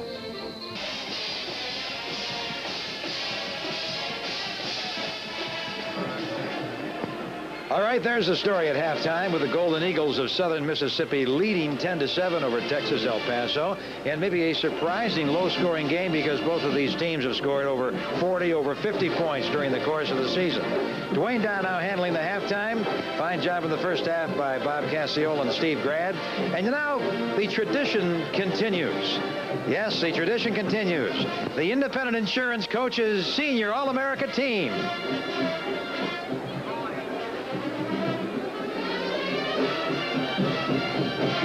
First, let's meet the defense. Brett Hager, a standout linebacker from Texas. John Roper of Texas A&M occupies another linebacker spot. Also at linebacker, Derek Thomas of Alabama, considered by many experts a sure #1 draft pick. He's the team's leading tackler. Broderick Thomas is another heavy hitter. This Nebraska All-America, according to Coach Tom Osborne, is the most talented Cornhusker linebacker he's coached in 16 years. On the defensive line is Michigan's giant Mark Messner. Tracy Rocker of Auburn is this year's Outland Trophy winner. At 6'3" and 278 pounds, Rocker is a punishing tackler who led his team to the conference title and into the Sugar Bowl. Dave Haight of Iowa rounds out the defensive linemen. In the defensive backfield, Donnell Wolford of Clemson. Marcus Paul of Syracuse. Darrell Henley of UCLA is one of the most exciting, explosive players in the country. San Diego State couldn't stop Henley on this 89-yard trip.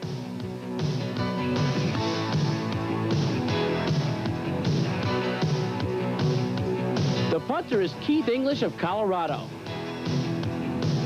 An Independence Bowl salute to Terry Walker, defensive back from Texas, El Paso.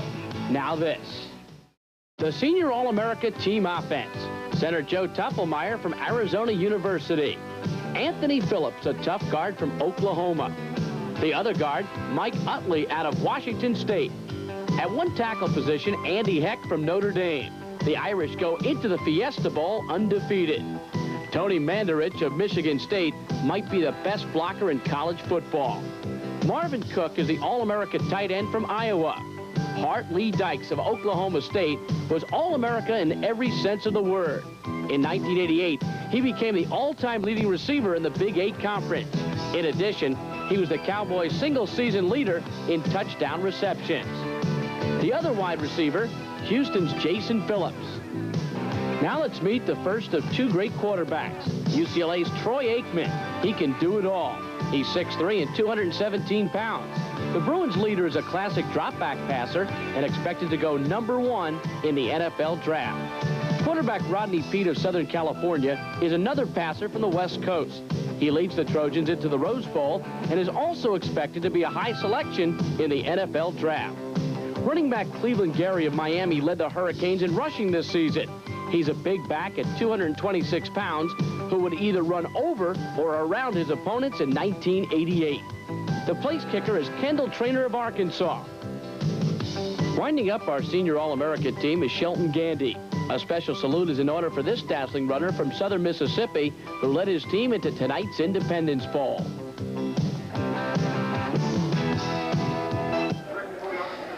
All right, now we're very proud to have with us at halftime the president of the Independent Insurance Agents of America.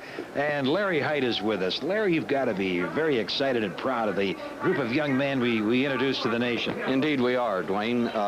Doesn't get any better than this. I had an opportunity a little earlier to meet Sheldon Gandy, Terry Walker. They're first-class people off the field as they are on. We're proud to be a part of this fine bowl. Games now, Lanny. We have with us the co-captains of the Independent Insurance Senior All-America team on the offensive side of the football from Southern Mississippi, tailback Shelton Gandy. First of all, congratulations on being here. Thank you. And I'd like to thank the offensive line and all the other senior captains that I'm representing in the All-America squad. Okay, on the defensive side of the football, safety man Terry Walker from UTEP. Congratulations to you. Thank you, and I'd like to accept this award on behalf of all my teammates and especially the seniors who helped turn the program around at UTEP for us. Congratulations, fellas. Thank you. Now back to Dwayne Dow. All right, back with Larry Height, the president of the Independent Insurance Agents of America. And you're very sports-minded, and fourth straight year for our senior All-America team. Indeed it is. As I said earlier, it gets no better than this. I'm looking forward to the second half. Anybody's ball game as I see it. I enjoy good football, and good football is exactly what we're bringing you tonight. Indeed you. Thanks very much, Larry Height. Great for being with us. Great to have the appreciation of the Independent Insurance Agents of America. It is our pleasure to be a part of this fine bowl game. All right. Now we'll take a break. We'll be back after this from your local stations. All right, we're back in the pleasant community of Shreveport, Louisiana. We're at halftime of the 13th Annual Independence Bowl. The Southern Mississippi team is leading 10-7 over Texas El Paso. The Golden Eagles on a late score at the end of the first half, taking a lead of 3 points. What is college football in the bowl season without band music? Here they are, the marching bandsmen and bandswomen from the University of Texas at El Paso.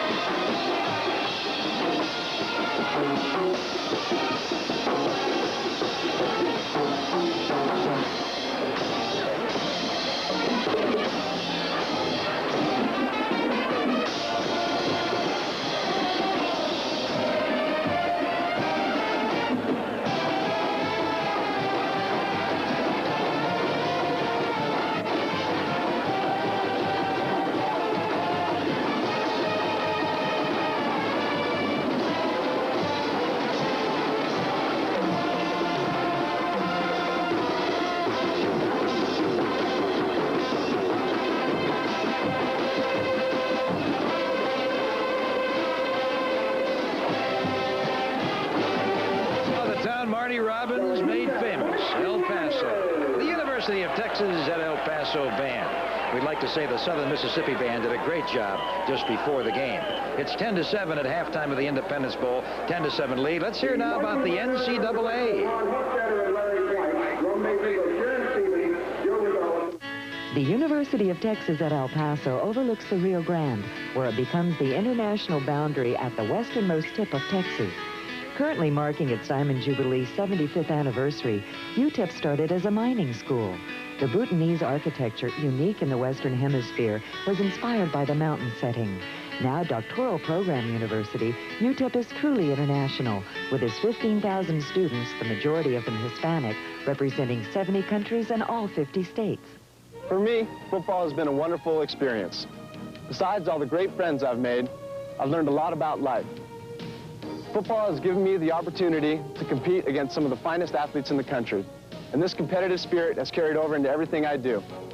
But perhaps most importantly, football has been my ticket to a free education, and that's going to stay with me for the rest of my life.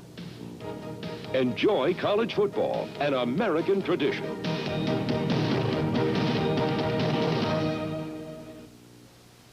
Headline news, the University of Southern Mississippi established the state's first marine science program, whose half-dozen scientists have collected an unprecedented $700,000. The University of Southern Mississippi is constructing a $10 million ultra-modern polymer science research complex here on the university campus. This building affirms our evolution. Nationally competitive undergraduate research program in mathematics.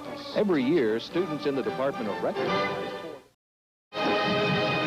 The National Collegiate Athletic Association, with schools big and small. Hey, let's not forget the little guys like the University of Rochester, the University of Chicago, so many wonderful institutions. There you see the score here at halftime of the Independence Bowl as the Golden Eagles of Southern Mississippi lead the Miners of Texas El Paso 10-7. Hey, Lanny James, down on the sidelines. Still raining down there or not?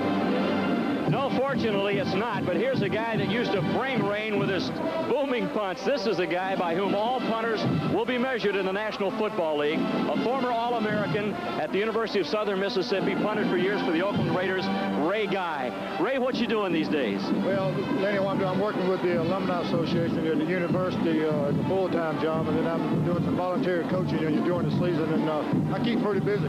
Now, you help Southern Mississippi, a volunteer coach, Scott Bryant, talented young punter. You're pretty high on him, aren't you? I'm real high on Scott, but he's a freshman right now. He's got a long way to go and a lot to learn, but he's learned quite a bit over the situation that we done thrown into him in the first year. We just throw him in there and let him punt because we didn't have a punter and we were looking for one, and he's got a lot of potential. I don't think he realizes the potential he has right now, but that'll come along in the future.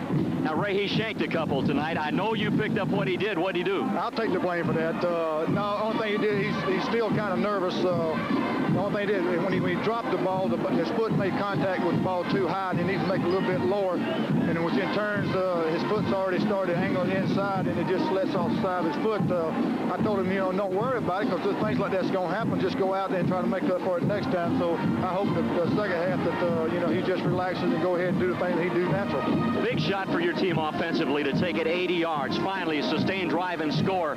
You surprised at the score right now, and what adjustments have you made to move that football? Well, the only thing we do, we just, do the basic things that we do. It's just the offensive line has to make an adjustment when the defensive line shifts over, and they're doing a super job with it. Yeah, I am a little surprised with the score is 10-7 right now, but, that's going to change in the second half, because you go in now, you make an adjustment for offense and defense, and I think things will open up a little bit more. I know the first time we got the ball, I thought we would go ahead and drive down the field and score, but, we had a turnover there, and, but that happens. Our guys are ready to play, and I'm looking forward to the second half. Ray, thanks for stopping by. Good luck to you. My pleasure, man. Ray Guy, former All-American at Southern Mississippi and with the Oakland Raiders. Now back to Dwayne. All right, Lanny, nice job. Boy, great to hear from Ray Guy. Mizlu TV Sports, America's longest-running independent television sports company. From the Independence Bowl, we'll be right back after these words from your local station. Now, very fitting, we have a special award being given right now on the field here in Shreveport, Louisiana. The Omar Bradley Award being awarded to the living legend, Eddie Robinson, the head coach of the Grambling Tigers. Let's go down to the field. Lived among us for 41 years, who has touched the lives of thousands of young people. Something that all of us need to work on, a man who has established himself as a leader in his own right, someone who we're very, very proud of, someone who lives among us. Our 1988 Omar Bradley Independence Bowl Award winner, Eddie Robinson.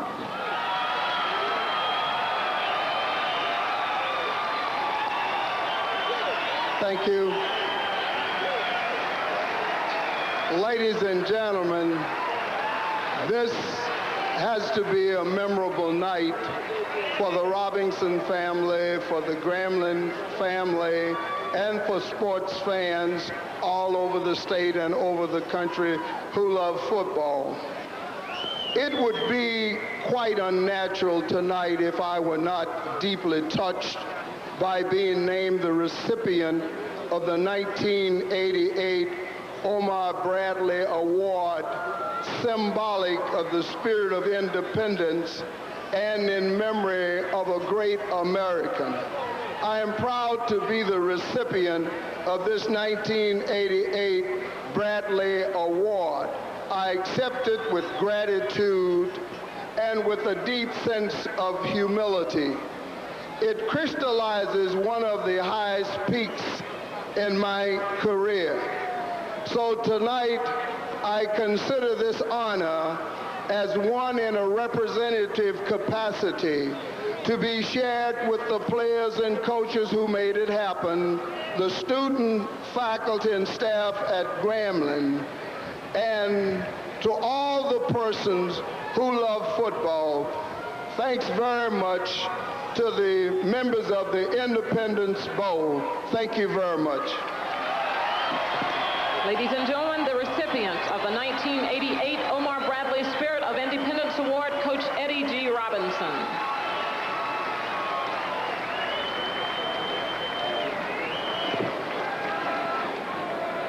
Well, there's a great man getting the Omar Bradley Award, and I'll tell you what, longevity is incredible for this man. He's amazing. He is really one of the all-time greats, and he's such a recognizable person around the country, and he's done so much for this game. He really is an amazing person. In this game, it started out like a house of fire with Southern Mississippi driving right down the field and getting stopped on 4th down in Texas-El Paso territory. The Miners coming back, making a touchdown. The Golden Eagles getting a field goal. After that, forget it. The Miners had 2 punts and 2 missed field goals, and there were 3 punts by Southern Mississippi, but then they got a touchdown with a 3-yard pass to Warnsley. What has happened in this game is UTEP has really depended too much on the pass, and they throw the ball very effectively. They've got to get more balance into their offense. They have 145 total yards in the first half, but 129 of those yards have been through the air. They've got to get their running game going. They've got to balance out their attack, but more importantly, they've got to stay away from mistakes and penalties. That's what's killed them. On the other hand, Southern Mississippi has come alive, and they mixed their offense on that last drive and got a score. So I really think the balance is the key here. The one that settles in and tries to really operate both with the run and the pass to keep in this ball game and go ahead. But it's a second half. Both teams are explosive. Anything can happen, as we know, especially with those 2 quarterbacks. I think most football observers are surprised it's only 10-7 Southern Mississippi here at halftime. They thought maybe that'd be the score at the end of 2 minutes instead of 2 quarters. Another interesting facet, we talked about how many players are used by Southern Mississippi. In the first half, 57 different players played in this ball game. That tells you what they do with their players. Everybody gets a chance to play. It's a very interesting concept, and it's very effective for them. The combined bands, as you can see, are on the field right now from the 2 schools and the high schools. And while we're still at halftime, we've got some highlights from this first half to show you. On the scoring, this is Texas-El Paso coming up as we watch the great conclusion of the halftime show. Here's the touchdown pass. Barrett, number 86 from Haggerty. He comes underneath here. They sort of pick their way along. Barrett comes underneath, picks the play. Watch the convoy that takes him into the end zone for this score. It's the first score, and that was the most impressive thing that UTEP did in the first half. It covered 31 yards. Now this is from the 3-yard line, and USM has the ball. The quarterback, Favre, looks back, lets everybody come and put the pressure on him as he dumps the ball off to his fullback, Warnsley. The linebacker is responsible for covering him, got lost in the shuffle. Very effective. And don't forget, Soroka had a 27-yard field goal to give them the 10-7 lead. And 2 missed field goals on the other part by UTEP with one of the #1 kicker in the NCAA, Jackie. Lanny James is standing by right now down on the field with a very special guest. Lanny? You're right about that. One of the, well, the all-time winningest coach in football history, 350, still counting, 69 years old, and looks about 50 and still going strong. A lot of meaning of this award for you tonight, Coach, I know. It certainly is. I tell you, it's something that goes deep when, and I'm so grateful to the Independence Bowl Committee for this selection, because I had no idea. I was caught absolutely off guard when we were informed of the selection. For some 13 years, I've followed this bowl, and I was just waiting around to see what person would be the recipient. And when Bobby I.A. called me and told me, I just couldn't find the words. Coach, a losing season just a year ago. You bounced back to 8-3, real short. I'll tell you what, you still got a lot of impetus out there to keep coaching, don't you? How long are you going to go on? Well, I'd like to go on as long as I can go. As long, my usual statement is, as long as we plus for the university, and as long as we can compete with the young coaches, we would like to go on. Well, Coach, you're a plus for everybody, let me tell you. We'll be back with more right after this word from your local station.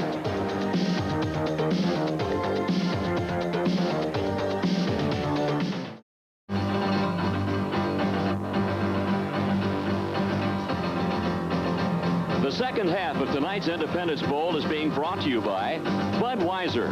Beechwood Age for that clean, crisp taste. This Bud's for you. By the Independent Insurance Agents of America and the insurance companies they represent. By the United States Marine Corps, the few, the proud, the Marines. And by Value Rent-A-Car. Rent a new Ford from $78 a week. Call 1-800-GO-VALUE.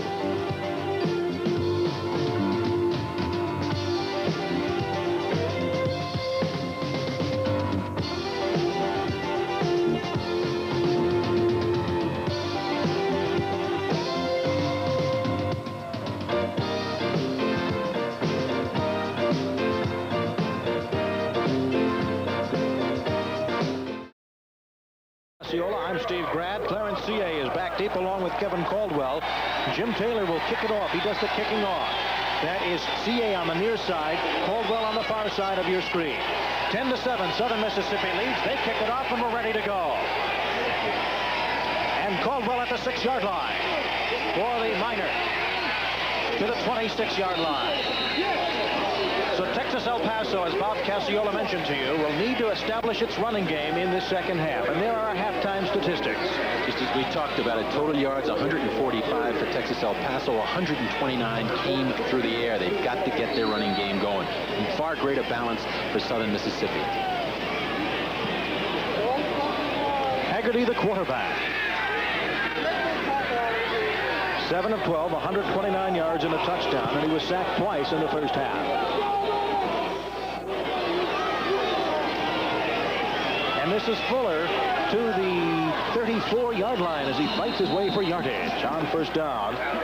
Ron Brown and Kerry Valerie making the tackle on defense for USF. Willie Fuller, the senior out of Bridgeport, Connecticut, really had to put in a lot of time this year, particularly with John Harvey, who had injuries early on and is not here tonight. Fuller is really the workhorse in that backfield, spelled occasionally by Scooter Menifee, but it's Fuller, the senior, they'll come to in the second half. 2nd and 2.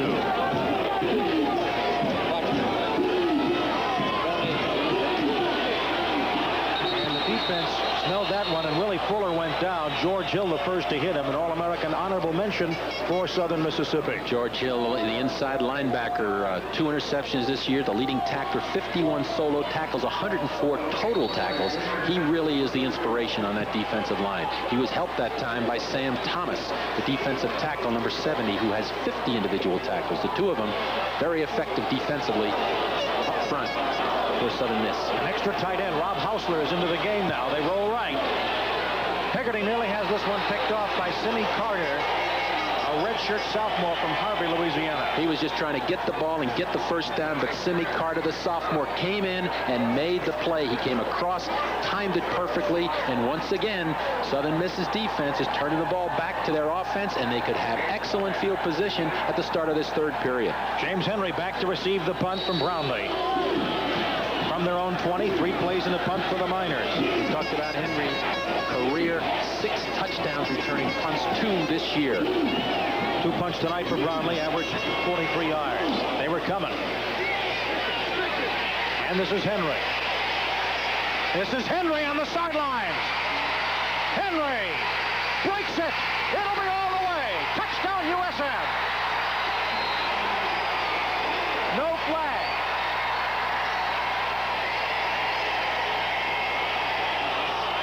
And that's what the kicker looks like, the disgust. We talked about it. James Henry, the senior from Poplarville, Mississippi, came into this game with 6 career touchdowns on punt returns, 2 this season. And we talked in the matchup how dangerous he is, and he just turned this game around, and boy, that's important. What a weapon. 65 yards for that touchdown for James Henry. He did a lot of that work on his own, though. The coverage was actually there on several tackles. But he's got great speed, and he got to the corner, and once he got to the corner, the pursuit was gone, and the rest of it was his speed. Here's Soroka with an attempt at the extra point. It's good. It is now 17-7 USM, and we'll be back to the Independence Bowl after this. Taylor kicks off for Southern Mississippi, and with the wind at his back, puts it into the end zone, and that's where UTEP will take it out. And that 65-yard punt return for a touchdown is a new Independence Bowl record, breaking the one that held up since 1977. 60 yards by Kevin Miller of Louisville. And look at this great shot by our camera crew as he takes the ball from behind. Now watch him get on the corner, and there he picks up a block that secures the corner, and then the rest of it is his speed. Great cut there, another good block downfield, and he's gone. And again from another angle. This is tough, but you got his speed, you know how to get on the corner. 1st and 10 from the 20. Hegarty, nice comeback for the catch that time by Ricky Lopez. We haven't heard much of Ricky Lopez. He's the sophomore receiver, came into this game with 11 seasonal receptions. As we watch him on another angle make the cut. That time he just runs through the tackle of number 27, Tony Glover, as he goes on his way to a record Independence Bowl 65-yard punt return. 2nd year in a row for a touchdown on a punt return. Mitchell Price had a 44-yarder last year for Tulane. 1st and 10 from the 33. Play action fake. And incomplete. The pass was intended for Rob Hausler. Pressure that time on Pat Hegarty. They're coming from all over and putting pressure on him. That time they forced him out of the pocket. He was rushed. He tried to get it to Hausler, his end on the sideline. He couldn't do it.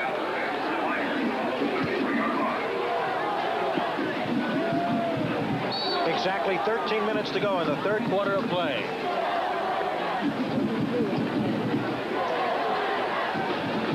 Barrett will leave the game. 2 wideouts, 2nd and 10.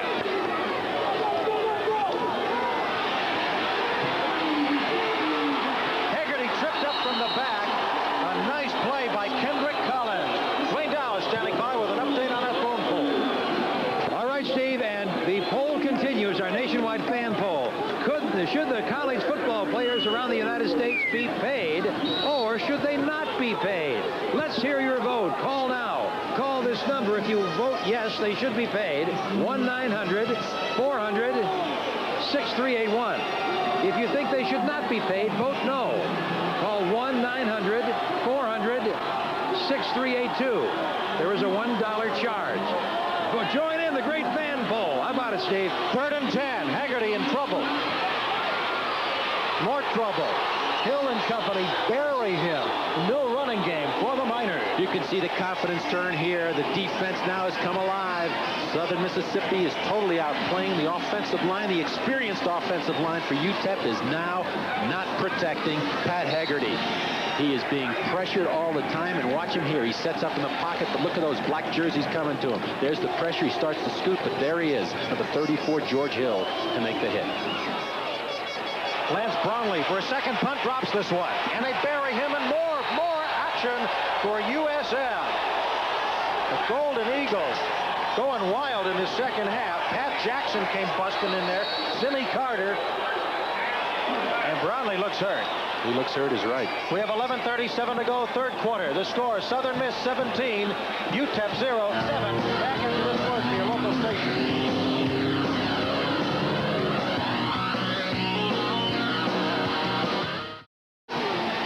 Southern Mississippi starts first and 10 on the UTEP 26. They have a 17-7 lead with 11:37 to go in the third quarter. Gandy on the pitch. And he gets down to the 19-yard line. Good job of blocking on the corner by the tight end, Carlos Powell. The right tackle, Chris Riles. They really make the block. Watch this as you watch this snap. Dribble along the ground there by the snapper Williams. He could never come up with it, and he never had a chance. Big play, and you can just sense it right now. Southern Miss feels they can put him away. There is a flag on the play. Here's the official to tell us.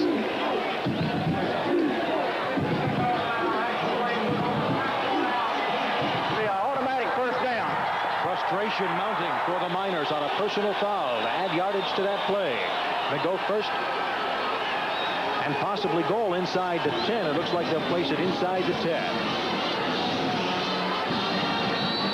And it is first and goal at the 9.5-yard line. Golden Eagles with their number 1 offensive line in there. Marty Williams at center. Chapin Marsh, Mike Callahan, the guards. Steve Ellis is playing in his spot now. Chris Riles and Buddy King are the tackles. Gandy, the workhorse, down to the 3, and he takes a tackler with him for an extra 2 yards. And you can just see the offensive line for Southern Mississippi coming off the ball, really getting into their blocks, giving Gandy a chance to run a little counter from the I formation and get behind his right tackle again. Chris Riles in the right guard.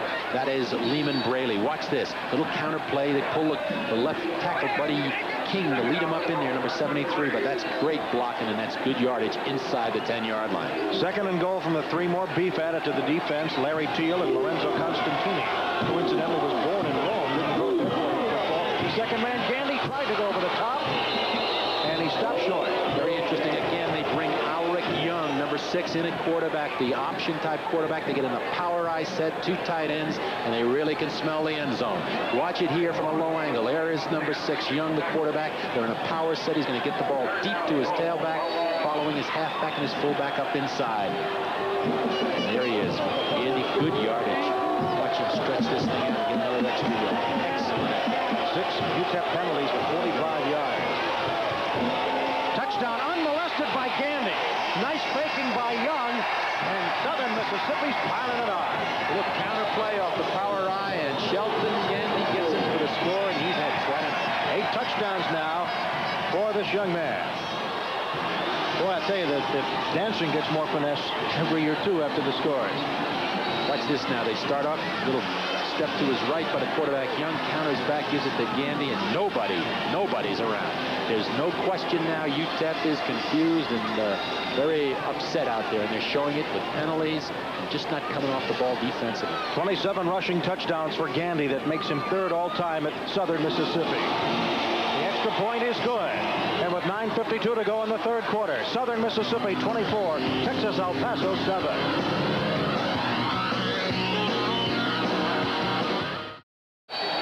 Getting ready to kick off after that last touchdown has put the Golden Eagles ahead 24-7. Caldwell and CA are deep, and they kick it to the short man. Robert Dickerson gets to the 31-yard line of Texas El Paso, and they're going to have to start doing something quickly. Now they're going to almost be forced to put the ball up, and now doing that, Haggerty knows he's going to get the rush. He's been rushed already by, as we look at the scoring drive, 1:45. They really capitalized on the opportunity, but now Pat Haggerty's under pressure. They get back in this game. He's going to have to put the ball up and get some scores soon. And he's going against a stiff wind from the south.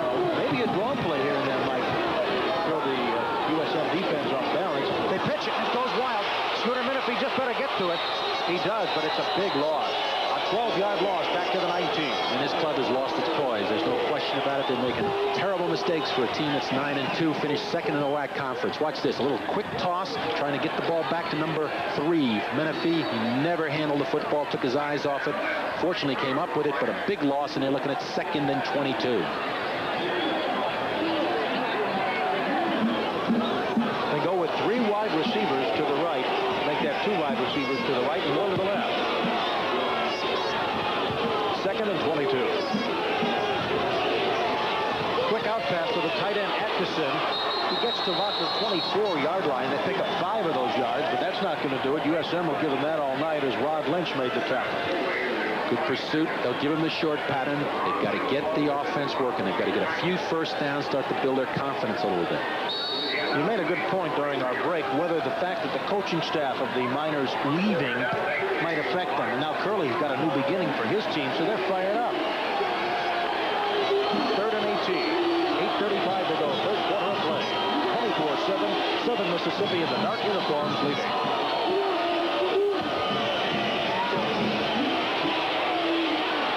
Haggerty will get some running room, and he may get back to the original line of scrimmage. But they'll let him do that all the time. And a flag does go down as the tackle's made. There's some nice youngsters who know what they're talking about. And Ms. Lewin, certainly if Southern Mississippi wins this game, they'll move into the top 20. I don't know if they'll be number 1. Let's see the penalty here. Incidentally, our question on our 1-900 fan poll is, should college athletes be paid? And let's listen to the referee first for this call. Ball foul after the play was over, late hit against the offense. It'll be 4th down. 4th down, a personal foul after the play. Again, the personal foul costs him, pushes the ball back to the 15-yard line, punting into the wind. Great opportunity with James Henry sitting back. Watch this, as he has to scramble, and let him do that, of course. Brownlee punting from his own goal line without the shoe. And now a stoppage of play. That's Henry, who made the touchdown on the last punt return. Boy, he knows it. He's got position right now. He can feel this punt. Into a stiff wind. 9 men on the line of scrimmage. This punt snap is perfect. The last one was muffed.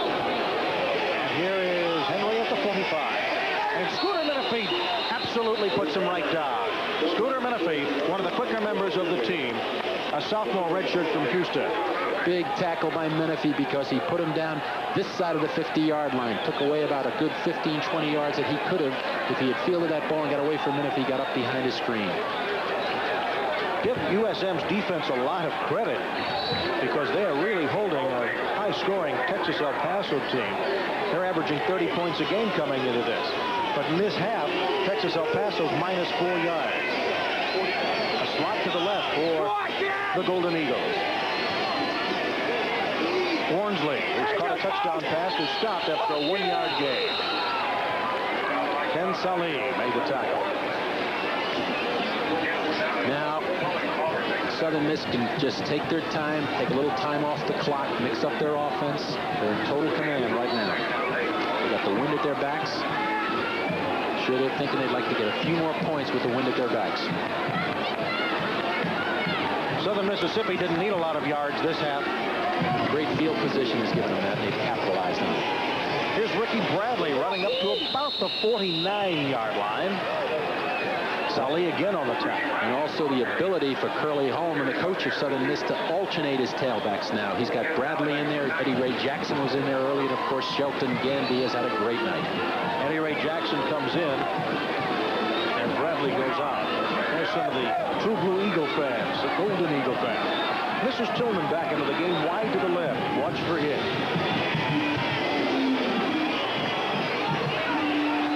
On 3rd and 4. A lot of time, and he drills it to Tillman. And it is... It's not incomplete. Boy, he had his back to us, and he was cradling that ball, and we weren't going to say anything until the official signaled it. Okay, the defense gets the ball back for the offense. Good job by the Texas El Paso defense to force a punt here.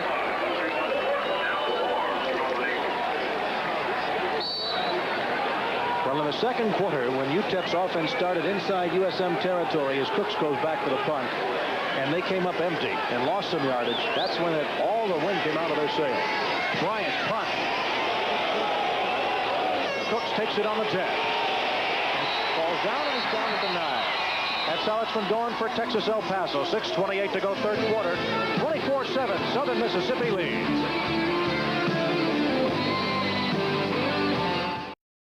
First and 10 for Texas El Paso from their 10. Menifee gets to about the 13-yard line. Bryant's been doing a good job punting tonight. He's only averaging 29 yards in 4 punts, but he's been pinning them back pretty well. Going without a huddle here. They've got to keep on. They've got to get some first downs. This is tough to do. They've got them deep in their own territory. Now the experience of Pat Haggerty has to come through. They're going against a stiff wind with 6:02 to go in the third quarter of play. Lots of time. Haggerty throws underneath and incomplete. Incomplete. That man in the fight caught it on the bounce. That time he went with a short drop and tried to hit his tight end over the middle, looking for Rob Hausler, who's very effective inside at 6'3", 220. Off his hands. Fortunately, they didn't come up with an interception. They cannot afford to give another score at this stage. Now,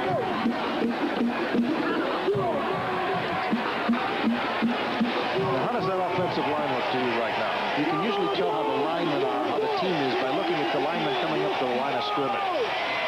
And you could see Haggerty checking off. And now he calls timeout. He did not like the defensive alignment.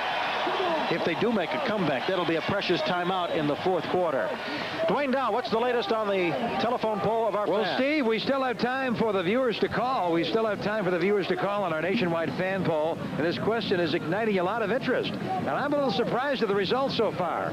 57% of our viewers feel that, yes, college football players should be paid. 43% feel no, they should not be paid. Still time for you to make your call and cast your vote. If you like to vote yes, vote 1-900-400-6381. If you want to vote no, vote 1-900-400-6382. Let's hear from you. There is a $1 charge. Steve and Bob? Thank you, Dwayne. There's a happy sideline. That was the Southern Miss sideline right now. Curly Hellman just starting out a new first season with the Golden Eagles. And Bob Stoll and his staff going to the University of Missouri after this game. Your former coach. That's right. You're a former coach. How do you think the kids are affected by this? Well, it could be subconsciously they're affected by it. They know about it, but it's hard to tell at this game. At this juncture, the only point to be made here is the fact that they have really come apart. Very disjointed offensively and defensively, and they've lost the, whatever they had going for them all season. They just don't show it here offensively. Now they're pushed back, crucial 3rd and 8. Right now, the ball on their own 11-yard line. Then Washington faked the blitz. And Haggerty will try a rollout pass, incomplete, intended for Clarence C.A. That time they sprinted him on the corner to get away from the rush. When he's been dropping back, people have been in his face. He's been rushed, forced to carry the ball. That time they sprinted him on the corner. He's a much more effective quarterback passing from the pocket. The happy fans from Hattiesburg will watch Brownlee try to punt from his own end zone. And there's Henry. And every time he touches the ball now, fans are expecting possibly a touchdown return. 2 punts ago, he did that, 65 yards. Last time, Scooter Menifee stopped him right in his tracks. A low end-over-end job. Takes it on the bounce, and there he goes again. Henry, near side. One man to beat. He might get another one. Here's Henry. Touchdown!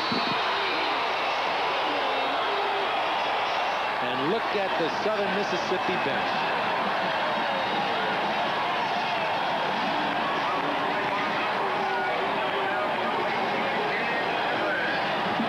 One man can turn around a game, and surely James Henry can do it. That time he took it on the bounce. I think he surprised UTEP. They thought he'd let the ball go. He picked it up, and he took off. And here it is. Watch this.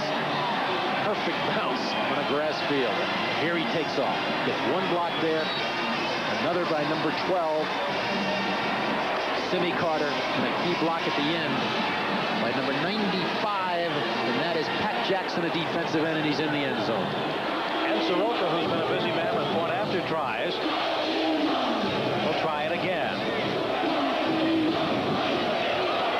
31-7, Golden Eagles. And with the job you've seen by Henry tonight, what a way for him to finish his career with the Golden Eagles. This bears watching.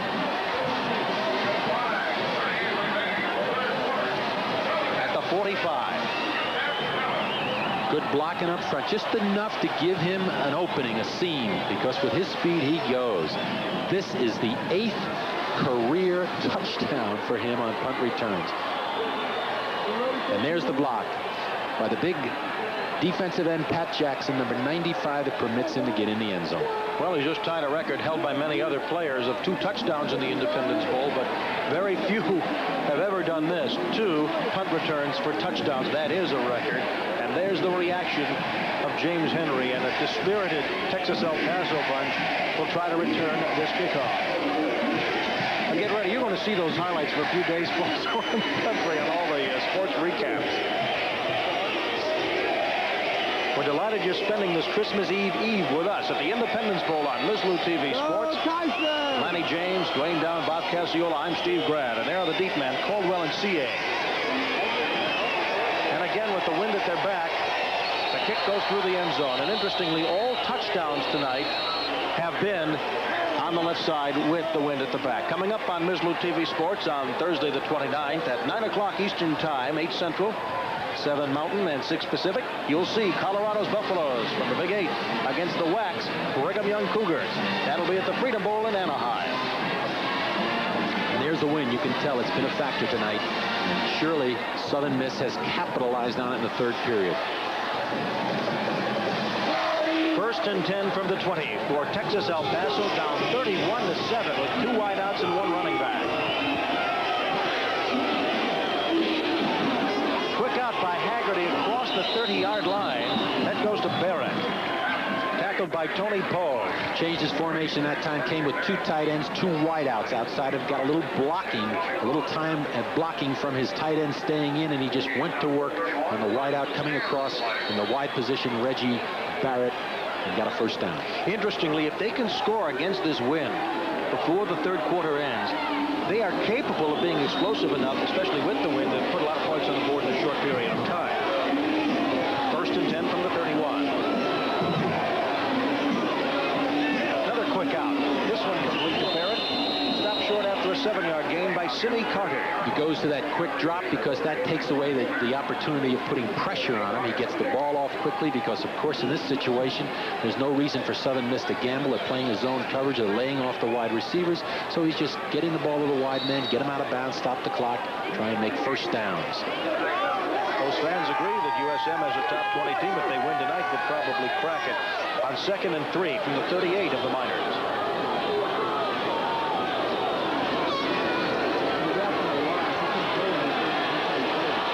This is Fuller, and he's close to a 1st down with the convoy with him. Fuller got the 1st down. It was good running by Fuller. Excellent pursuit by Southern Mississippi. He stretched it out, and when he saw a little chance to cut it back, he did. That is Willie Fuller, the senior from Bridgeport, Connecticut. Batting him down was Terry Valerie, and I say batting him down because he's also a baseball player, number 16 in black uniform is. In fact, he was drafted out of high school by the Chicago White Sox and decided to go to college and play football. He's also on the USM baseball team. 1st and 10 from the 44-yard line of the Miners, and they're moving the ball. This is their 2nd 1st down of this drive. Play fake on the draw. Completes the pass out to the tight end Hausler. He gets out of bounds at the 37-yard line. Ben Washington kicked him out. Back into the boundary, the short side of the field, little play fake to his tailback, hold the linebacker, and let his tight end work to the sideline. Good execution, good protection by his offensive line. They have fallen through for him a little bit tonight, but this drive so far, they're giving him time to set up and get the pass off as we watch coming right into your face, number 88, Rob Hausler, the tight end, making the catch, getting the 1st down. 4.5 minutes to go, 3rd quarter, 31-7, Southern Mississippi on top. And the draw goes to Fuller, but he doesn't get maybe a yard at best because Kirksey was right there. 4 different linebackers playing in there for Southern Miss. Kirksey, this time the junior, in there with 4 sacks this year. Pretty active. Yeah. A good play, but we've also seen Tony Pogue and George Hill, the starters, Thad McDowell, Kendrick Collins. So they really use 5 tonight. They alternate and play a lot of people. Lopez, who has no catches this half, goes wide out to the left. Haggerty 12 of 21, 181 yards tonight passing. Corners are coming, and the flag goes down. So does the quarterback. Haggerty. Brown came in. Steve Brown, the stand-up end, who's a linebacker. A senior. Steve Brown, he's the sack leader with 5 coming into this game. Number 83. There he is, right. And he came right around the block of the left tackle, Steve Casper. Let's hear the ref. And we've seen a lot of him tonight. Had an illegal field shift. 2 men in motion, same time. The penalty is declined. Got third down. Okay, what they had was too many men moving at the same time on offense. And, of course, because of the sack, Southern Miss declines the penalty and forces them into a 3rd and 15. Al Ford is the referee tonight. He and his crew from the Southeastern Conference. Lopez way to the left, and they come from the spread formation now. We have not seen that tonight.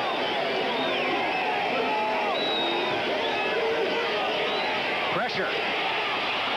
Haggerty trying to get all he can, trying to get that first down. He's short by a yard and a half. But he's in the 4-down zone, and you know he's going to go for it, especially trailing 31-7. Kirksey made the tackle.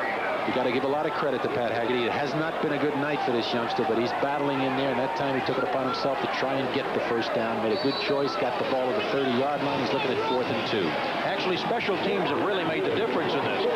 First of all, Southern Mississippi's had 2 punt returns for touchdowns. Also, on one other punt attempt, it was a bad snap, which set up another touchdown by the offense. And UTEP has missed 2 field goals early in the game.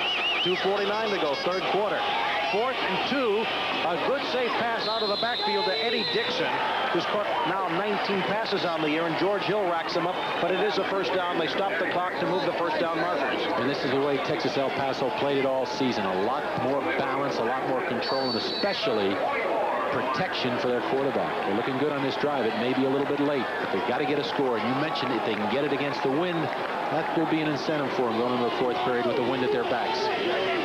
2.5 minutes to go, 3rd quarter of play. Dixon goes in motion.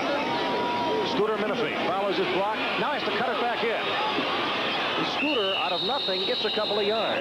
Finally, he is tackled by Maurice Oliver, a construction engineering technical major at Southern Mississippi.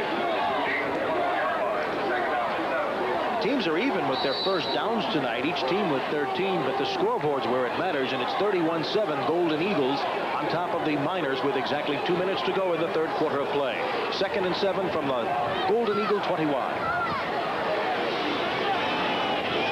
Coming up, showing a little bit of blitz this time from the corners. Maurice Oliver putting on pressure. A slant pass, incomplete. Good coverage by Simi Carter. Can't do it any better. They take the tight end, they break him to the sideline, and they bring that speedster Reggie Barrett underneath. Simi Carter had him all the way from his cornerback position and played it perfect. That kid used to be a quarterback in high school, and early in the year when he was a cornerback, he was getting burned. He's a redshirt sophomore, but they stuck with him. As you can see him right there, they stuck with this young man, and his athletic ability proved them to be right. 3rd and 7 from the 21.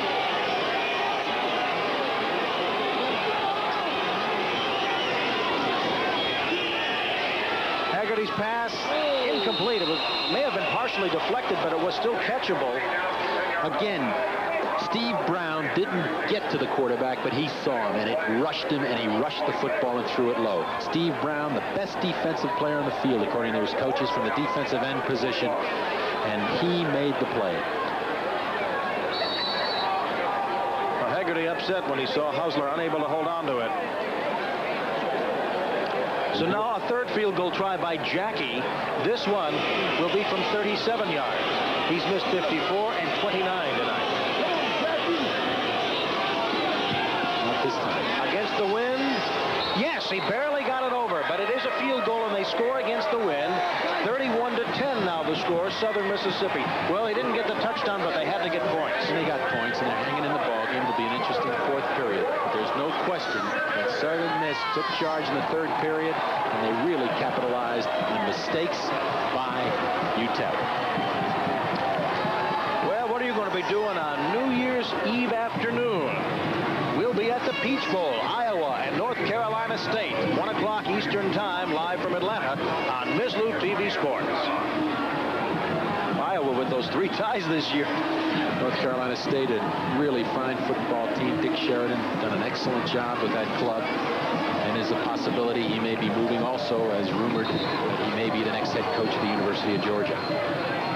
Again, Texas El Paso without John Harvey, their star running back. He's had ankle injuries all year. He's back in El Paso, theoretically because he's injured and because he's going to be playing, hopefully, in postseason all-star games. But there were newspaper reports out of El Paso that he was not here for different reasons, and possibly because he failed 3 drug tests. So that's possibly why he's not here. Now, our telephone poll. Should college athletes be paid? If you think they should, dial 1-900-400-6381. If you think the status quo is right, they should not be paid, 1-900-400-6382. It'll cost you $1, but your voice will be heard. It's a big debate. Let me tell you something. The state of Nebraska was already put in. The state legislature, they tried to even pass it, that their athletes get paid. And now a ground ball kickoff into the wind, and an up man runs it back for Southern Mississippi. That's Arnie Williams, the defensive back. With a minute and a half to go in the third quarter, it's 31-10, Southern Mississippi. Derek Hewitt made the stop.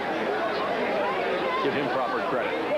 One of the big points given to Southern Mississippi and Curly Holman and his staff about the progress of his club was a strong off-season weight training and running program he put in. We'll talk a little bit about that. From their own 31 come the Golden Eagle. On an option, Gandy barely able to hold on to it, and he does the right thing. Just make sure he has it back at his own 26, a loss of 5. Curly Holman came in this year after being an assistant coach at Texas A&M and Clemson, Alabama, and Memphis State. Came in and instituted a very tough spring practice, hard spring practice, strong off-season weight and running program. And most people believe that created the attitude that was necessary for this program. Has just carried itself since, and of course it plays a lot of kids. They all know they're going to get a shot, and he really turned it around in 1 quick year. Second and 15. Favre with that uncanny ability to avoid sacks does it again. Gets dumped at the last line of scrimmage. That time he came out looking to screen right. It was covered. He looked left. It wasn't there, but he's so quick and uncanny, as you mentioned, that he just tucked it under. He wasn't going to give him a turnover and carried the ball himself. Good move. And he's only, I keep repeating, a sophomore, but he acts like he's been around a long time. Thomas Bradley made the tackle with 45 seconds to go in the third quarter of play, and a 3-touchdown lead, 21-10 in favor of the Golden Eagles. Make that 3rd and 16 after the loss. Straight drop for Favre. Wind at his back, and this baby's intercepted. Yes, it is. Intercepted by the Miners' Terry Walker. That's his 5th interception. He was looking for Alfred Williams, his favorite #1 receiver, in the middle. He was open early, but by the time he threw the ball, excellent reaction by that fine athlete, Terry Walker, the senior out of Garland, Texas. He's had 4 interceptions this year coming in this ball game. That's the first turnover by the Golden Eagles tonight. And as you watch the replay here, he's waiting for Williams to come open, #9. There he is in the middle, but watch. There comes Walker for the catch, and that's a heck of an interception. First and 10 from the 43 for the Miners. They trail by 21 points. They try to establish a running game, and they run into trouble. Eddie Dixon was the man carrying the ball, and he is stopped by Kendrick Collins. Time running out here in the 3rd period. The whole 4th period to go. They'll have the wind at their backs.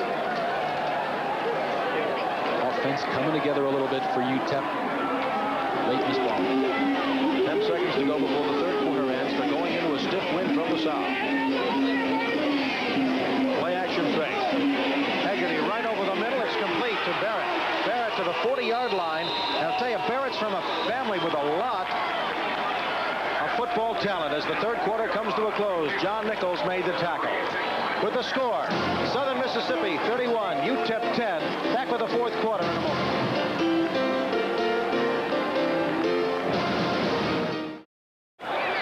Steve Grant and Bob Cassiola with you here up in the booth as we begin the fourth quarter of play, and Texas El Paso trailing 31-10. Haggerty now has 203 yards passing on 14 of 25, and he's going for everything. Going deep, and CA is out of bounds incomplete. Notice, though, they're doing different things to get back in the ball game, and what they're doing with Pat Haggerty is they're giving him a little play action so that he can freeze linebackers and take a little rush away. That time they sprinted him on the corner again and tried to go deep to Clarence CA. He was open quickly, but the coverage got to him. They're playing 2 deep coverage, 5 underneath against this passing game right now. Let's give a plug to the offensive line of the Miners. James Spady, the center. Robert Pufall and Sean Kugler are the guards. There's your third quarter statistics. The points mainly off the special teams. The tackles, Gene Whitholtz and Steve Casper, have really started in the second half of this third quarter to start giving Haggerty some time. Just as I say it all breaks down. Trying to pinch your fellas. It's a sack to Southern Miss. William Kirksey leads the brigade, his 4th sack of the year. That time he came from the weak side linebacker position, and Kirksey's been active tonight. That's his 2nd sack of this ball game. We mentioned he came into this game with 4 sacks on the season. He's a big one, 6'3", 207 for an outside linebacker, and he puts pressure on that quarterback. Rob Hausler, 88, bringing in the play. And checking it out as Haggerty as he signals to the sideline on 3rd and 10. 14:20 to go in the game. The ball is on the Southern Mississippi 40. They got it after an interception. They trail by 21 points.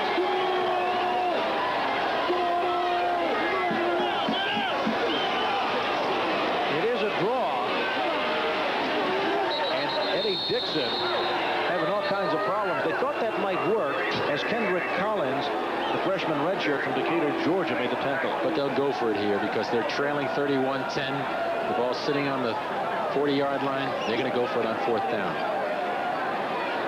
As the Southern Mississippi bench, remember, folks, they're leading by 21 points. In these situations, he's been looking in the crucial situations for either the wide receiver, Reggie Barrett, or either of his tight ends, Edison or Hausler. 4th and 9. Lots of time. Drills one. Oh, incomplete. Barrett tried to make a diving comeback catch, but couldn't do it. But Maurice Oliver, the defensive end, really was the obstruction there.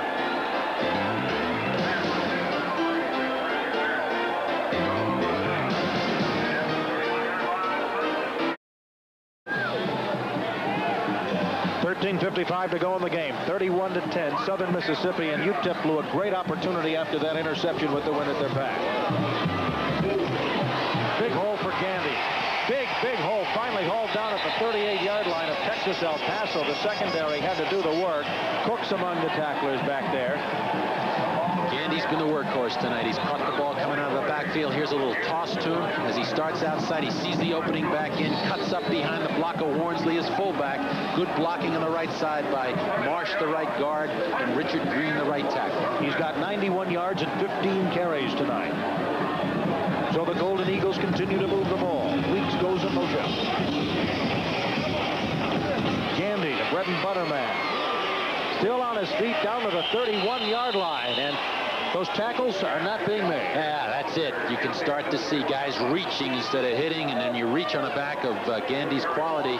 You're not going to make the tackle, and he's going to take you with him. And right now, Southern Miss is in complete control of this football game on both sides of the football.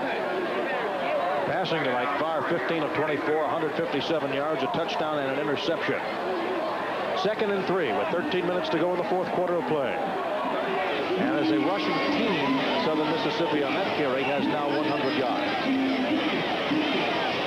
Fake bootleg will go to the left side. It's close to a 1st down. Gandy again with the carry. Purity on the stop. Good job by Purity. Ross Purity coming off the block to make the hit, not permit Gandy to make the cut. They say that Purity is the most improved player on the team. And you talked about that weight program that they have. UTEP has a weight program also, and he bulked up 40 pounds in the last 2 years. He's a junior from Phoenix, Arizona. But right now, this is the way Curly Holman wants it. They keep the ball on the ground. They take some time off the clock. Just make 1st downs. 3rd and a yard. Gandy gets the 1st down way into the backfield to the 21-yard line. He's exploding out of there, and the blockers are doing their job. Very interesting that we're not calling those linebackers as much anymore. Morgan and Salih are not in the play. People are getting to them. They're blocking the down men, giving the ball to that tailback deep and letting him cut. 12:05 to go in the football game. 31-10 Southern Miss. 1st and 10. The ball on the 21-yard line of Texas El Paso. Gandy going left. Gets a great block. Gandy still moving. And horse collar down at the 7-yard line.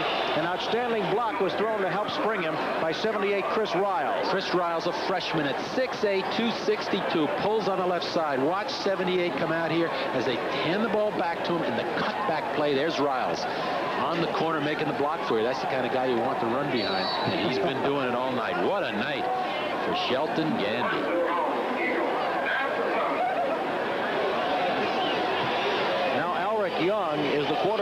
short yardage and goal line situations. First and goal from the 7. Ulrich Young, who's also on the kickoff return team, by the way. You don't see many quarterbacks on that. Gandy, touchdown! Southern Mississippi just going like a nice through butter. That time he ran to the left side over Buddy King, the left tackle, and Mike Callahan, the left guard. And I'll tell you, that was a big hole. UTEP's defense has been on the field a lot this second half, and it's starting to show right now. Missed tackles, big holes. Southern Mississippi has really been impressive. 20 carries, 130 yards for Gandy, also a pair of touchdowns. Look at him screen off those blockers, and look at that scene. He just cuts it back, great balance. Nice score. Soroka will try another extra point.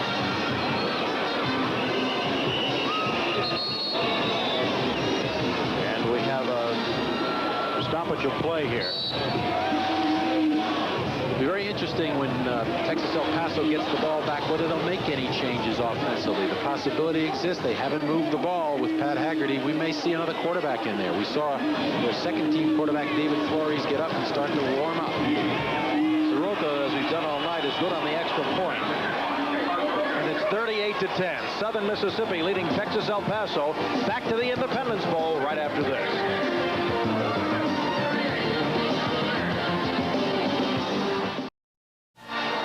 There's the kickoff by Southern Mississippi. Caldwell running it across the field, across the 20, and now out of bounds at the 26-yard line. And J.B. Coleman, a freshman, makes the tackle on the special team. We've got our eye on that UTEP sideline, and we see Flores is coming into quarterback. David Flores. He had a knee injury 2 years ago. But he subbed for Haggerty last year when Haggerty broke his jaw in a game. Flores comes in this season, 19 passes, 10 completions, 2 interceptions, no scores. So David Flores, the senior at 6'1", 201, at the controls right now, number 12. Alamogordo, New Mexico. First and 10 from their own 24. Flores with a fresh arm, threads the needle. He gets it down to Arnie Etchison, this tight end, his second catch tonight. The other was way back in the first quarter. Making the stop was Rod Reed defensively for the Golden Eagles. Atkinson's had a great career, and particularly this year, he came into this game with 25 receptions. He's averaged over 13 yards per carry, 3 TDs. There's the scoring drive, just 6 plays, a little over 2 minutes, and another score for Southern Miss. 11:25 to go in the football game. 38-10, Southern Miss leading, but under the direction of David Flores, the Miners have the ball at midfield.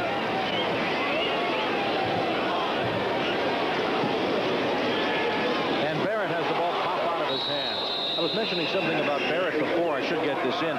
3 brothers have played in the NFL. Oliver played with the Oilers, Joel with the Raiders, and David with Tampa Bay. That's quite a family. That time it was Simmy Carter playing him tight again. The sophomore from Harvey, Louisiana, has really played well tonight.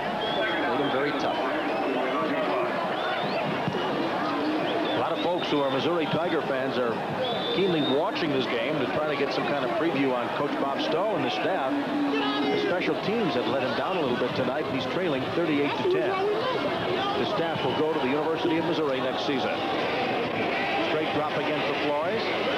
He loops one over Atkinson, this time incomplete. It is now 3rd and 10. Brad Hovius, the athletic director at UTEP, had a funny line, though, as he was making a speech at one of the functions here to his head coach Stahl. He said, you know, we play in the Western Athletic Conference, and next November 11th, 1989, the Miners will be playing the Hawaii Rainbows. I'll be in a hotel room overlooking Waikiki Beach.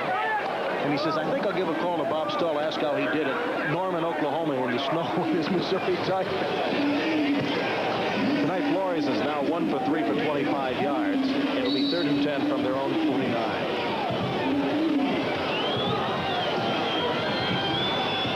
11:07 to go in the game. 38-10, Southern Mississippi.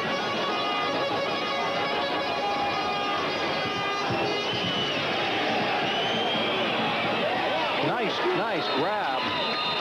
Excellent catch by Ricky Lopez, the little guy. They list him at 5'7", 150, but he's probably smaller. John Nichols made the tackle. That time they tried to twist and do some things up front. They did a good job of the offensive line protecting for Flores. He had plenty of time to wait and permit Lopez to come open. He throws the ball low here, but that's about the only way the completion could have been made.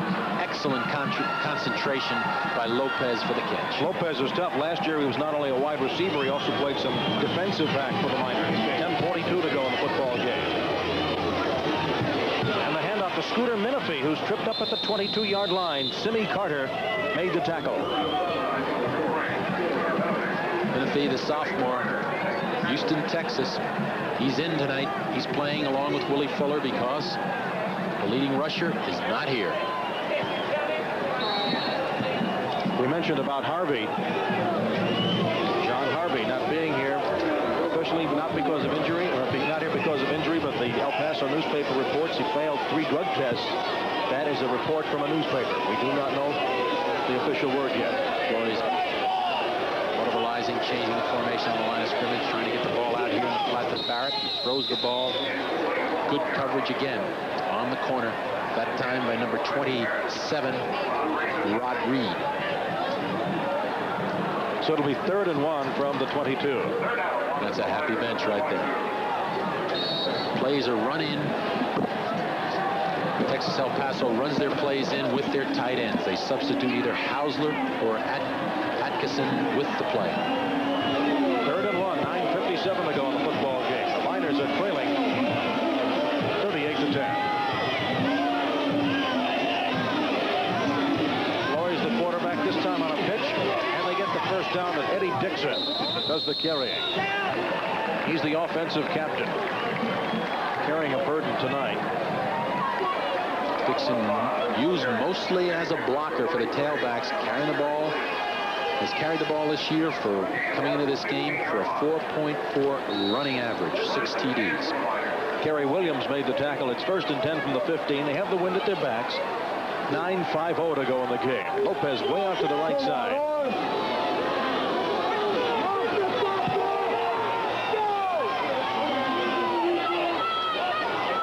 Corners are coming up now, and the big blitz is on. He dumps it out of the backfield to Fuller, who's knocked out of bounds at the 12. They blitz with their cornerbacks. William Kirksey knocked him out of bounds. They like to blitz. They like to bring the corners. They move them on the outside. They adjust with their defensive ends, and when they bring them, they come and they go man-for-man coverage. That's why Fuller, as he swung out of that backfield, was picked up immediately by by the strong safety. Here it is. As it comes right at you here. Good play here. Knocks him out of bounds, stops the clock.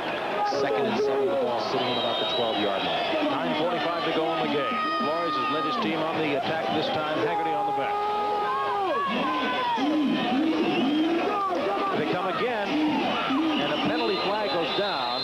He threw right between the 2 receivers who were cutting in opposite direction. But actually, by coming, number 3 that time, Ben Washington, the cornerback, got his hand up and made the play.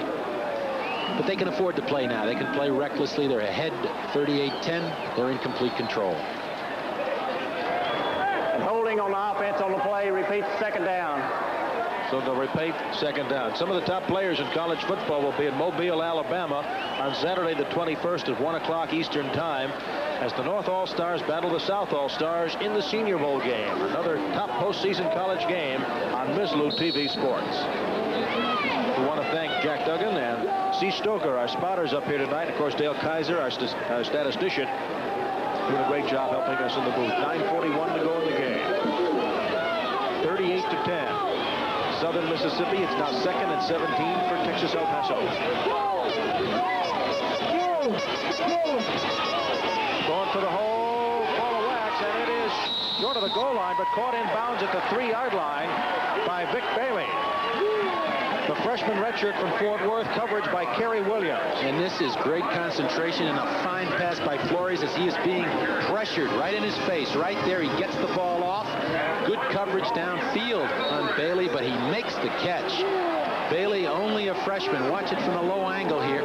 Watch this pass. Perfectly thrown. Great execution. Terrific camera work. Bailey, only a freshman. Fort Worth, Texas. 1st and goal from 3 for the Miners. Double tight end. In on the left. it back. Still can't get in. Nice defensive effort. William Kirksey, redshirt junior from Leeds, Alabama, made the tackle. And you've called his number and name a lot. Number 81, Kirksey, makes the hit. As 33, the fullback, Eddie Dixon, was just looking to try to get in that end zone and find it, but he couldn't. Penalties are really a difference tonight. Texas El Paso, 8 penalties for 70 yards. Southern Mississippi, 4 penalties, 35 yards.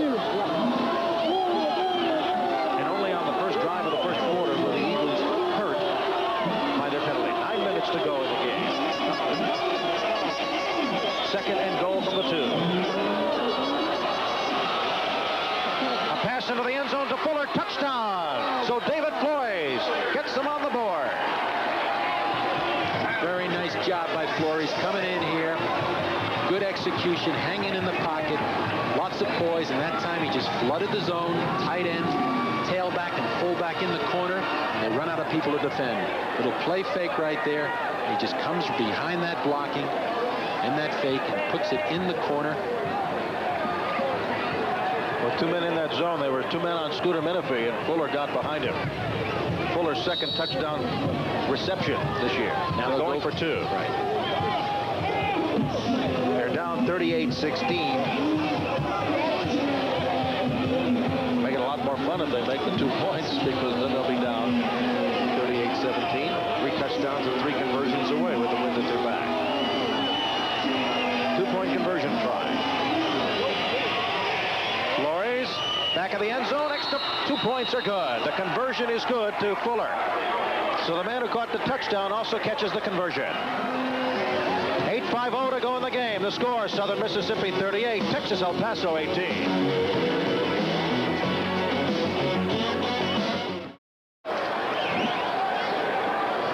38-18. Texas El Paso just on the board. The penalty on the 2-point conversion against Southern Mississippi will be assessed now from the 45. There's the deep men, but they're not going to get the action. And number 4, the quarterback, Favre, is up front for Southern Mississippi. He's got such sure hands that if they do script this ball, they want him to have a chance to get it. And they kick it off deep with the wind at their back. Interesting. I think many people felt, and I one of them, that they might try to go trailing by 20 points with 8:50 left to try and get the ball back. They had good position because of the penalty assessed after the touchdown, which meant they could gamble. They elected not to. They put the ball on the 20-yard line. That last drive, 10 plays, 75 yards in 2 minutes, 56 seconds, culminated by a 2-yard touchdown pass, Flores to Fuller. Bob Stahl, his last game as the Miners head coach, will go coach the Missouri Tigers next season. Right after this game, he'll probably go out on recruiting. 8:50 to go in the game. 1st and 10 from the 20 for the Golden Eagles. And Favre is the quarterback. This is Bradley. He gets a first down across the 30-yard line. And again, the UTEP defense not really crisp. That time they came out, the ball in the middle of the field, just swept to the left side and got on the corner. Good speed by Bradley, a fresh tailback. Here's the scoring drive, 2 minutes and 56 seconds, plus the 2-pointer gets them at 18, but they still trail by 20 with 8:39 on the clock. The speed of Bradley on the corner, the good blocking, particularly from the tight ends, Preston Hansford and Carlos Powell, to get him on the corner and give him a chance to make the play. They placed it just short of the first down, so now they'll have to go for it again, and this time, apparently, they haven't. You know, when you think about Southern Mississippi, you realize that Curly Hallman has done a great job in 1 year, but there is a tradition of winning for the Golden Eagles. The last 10 years of 1A competition, they've posted a winning percentage of 600. In the last 25 years, they've had a winning tradition of 58%, which is very impressive. Very impressive. 8:05 to go in the game. And that's picked off. Terry Walker coming back the other way. If he gets a block, he's got some field. Terry Walker is finally knocked out of bounds. A good tackle by Reggie Warnsley, who saved a touchdown. The fullback. But that'll help UTEP. That was a break. That was a tip, and Walker was right there, the free safety to make the play, and that's his job. He's playing in center field. And that's a big break if they can get a score. Watch it here. As we watch Favre go back, little play fake. He's looking to come in the middle with the football. Puts the ball up for number 8, Eugene Rao. He has the ball. As he turns, the ball comes up, and there was Terry Walker to make the catch, return it. First and 10 on the 22-yard line. Flores at quarterback. The second interception tonight. Flores, who just broke in for a touchdown now, will go first and 10 from the 22. Throws one out of bounds, intended for Barrett. Good coverage over there by the outside linebacker or defensive end, Maurice Oliver, number 49, right on the corner. Watch it again from ground level as Favre is looking for his wide receiver, his flanker, Rowell, number 8. It's a little bit of a low throw. He goes down to scoop it, and it comes right up. It's very interesting that it did not hit the ground. There's the catch by Walker. Walker, the defensive captain of the senior All-American team. Well, they regard him. He's an outstanding athlete. He's played extremely well all season. Second and 10. Flores in trouble. Hits his man. And about the 17, that's Reggie Barrett. Barrett over 100 yards in receiving tonight. He's got 8 catches.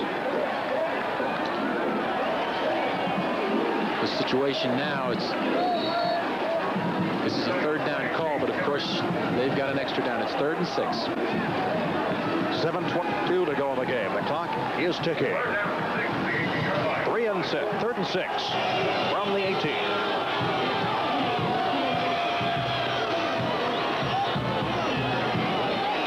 Fuller on a reverse. Lopez took it. This is only his second carry of the year. He carried against Air Force for 29 yards. Maurice Oliver stopped the play. Maurice Oliver and William Kirksey made the play because they stayed at home on the reverse, and they were there to make it. How are the fans voting on whether the player should be paid? Let's check it out with Dwayne Dow. Yeah, first of all, Steve, it's starting to rain quite hard here now. Probably you can see it. This is as hard as it's rained the entire game. Hey, 58% of the fans say yes. Pay the college players. 58% of the fans say yes. You still have time to register your vote. Get in on the fun. The nationwide Mizzley TV Sports fan poll. Dial 1-900-400-6381. If you'd like to vote yes, they should be paid. If you'd like to vote no, dial 900-400-6382. Steve, it's raining hard now. And it's hard on Ricky Lopez, who tried to make a leaping touchdown catch. Excellent coverage back there again. We mentioned the name, Simi Carter. The cornerback was right there, never gave him a chance to make that play. So now the Golden Eagles will take it again, and we'll be back after this word from your local station. 6:22 to go in the football game, and a 20-point lead by Southern Mississippi. And Favre is still in there. Flag has dropped as the rain keeps coming down.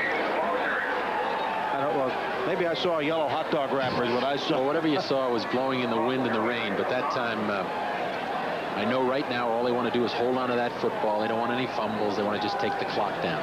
That's twice in this half that UTEP has blown a golden opportunity. Good field position, a chance to get another score. Nothing. Come up empty. After an interception like that, that one would have made a game out of it. 5:44 to go in the game. 38-18. Golden Eagles on top. Favre on the option. Who else but Gandy? And Gandy is wrapped up by Cooks. Vernon Cooks, the junior cornerback from Dallas, Texas, has played well tonight. He returns punts, played well on the corner, good hits. But look at those statistics for Shelton Gandy. 131 yards, 2 touchdowns. He's been the workhorse. He's been the steady guy. Caught the ball out of the backfield 3 times tonight.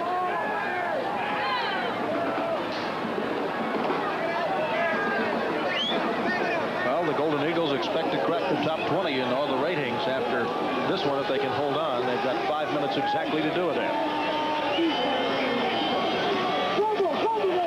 Another option. Favre keeps it, and he's upended at the 28-yard line.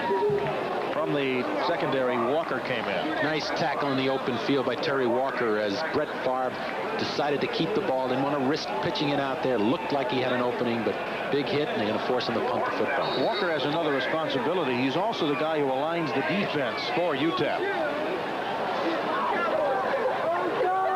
Fans sticking out till the end here. As Cooks goes back, he'll try to replicate what Harvey's done tonight. Harvey, a couple of touchdowns on punt return. 10 men up on the line of scrimmage coming after the punter right here. Here they come. They nearly get it. And they don't make the mistake of roughing. Meanwhile, Cooks defends for himself. Oh, man, he's still on his feet. He's going the wrong way. Good coverage. but that's what happens when you rush 10 people. Nobody back there to block him. If you don't get the punt, he's in trouble. Tough situation to be in. 4:04 to go. Southern Mississippi leads UTEP by 20 points.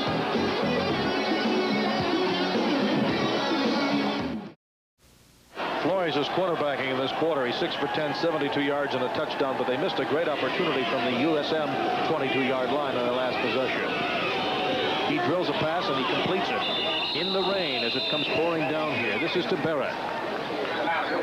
No matter how you look at this game, Reggie Barrett has done his share tonight. He's really looked impressive. That's why he's the leading receiver on the club. He's got great speed and size, good moves, outstanding athlete. Again, Flores with all day. Completes another one short of the first down. This is by Hausler, the tight end. The big tight end running a little sideline cut. Hold the football. Metters in Washington stopped him. 3:35 to go in the football game. A 20-point deficit for Texas El Paso. The Miners well protected, isn't he, for this weather? A running play gets a first down for the Miners. But that's really not a problem right now for Southern Mississippi. Making the tackle was Doug Thigpen. This is Southern Mississippi's 7th bowl appearance. In 1952 and 53, they played in the Sun Bowl. In 56, 57, 81, in the Tangerine Bowl. In 1980, they were here in the Independence Bowl. So the 7 bowl appearances for the Golden Eagles. Penalty flag was thrown on the play.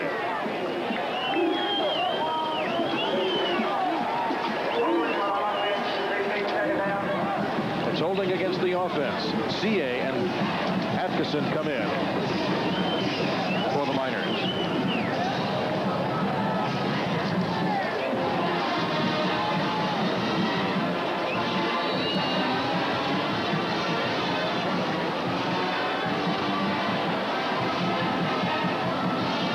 A long, long way to go for UTEP. 2nd and 9, but I'm talking in the score. They're trailing 38-18. 3:05 left in the game. Flores with a little play action and overthrows the man. He threw it away that time. He never had a chance. He was looking for Atkinson coming across the middle, but he was well covered by the linebacker, McDowell. And pressure was on David Flores, and it's been a long second half for the Texas El Paso Miners. Another flag is thrown, as you can see it. So let's see what the referee, Al Ford, has to say.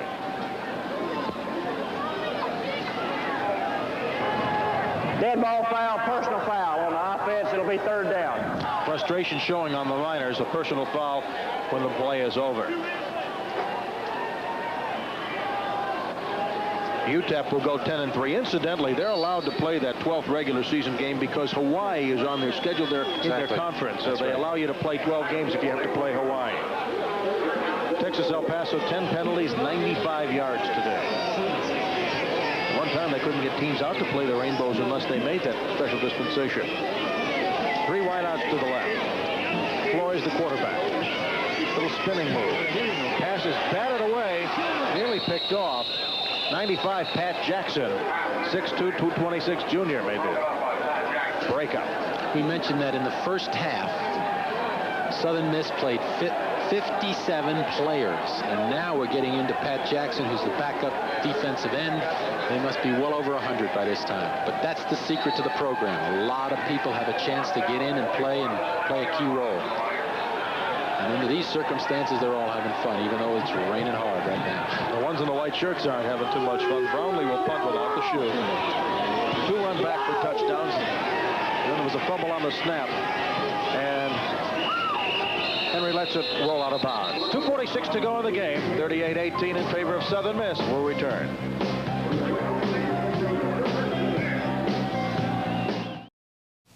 USM has the ball on the 38. A pitch out to Bradley. And he gets to the 40-yard line.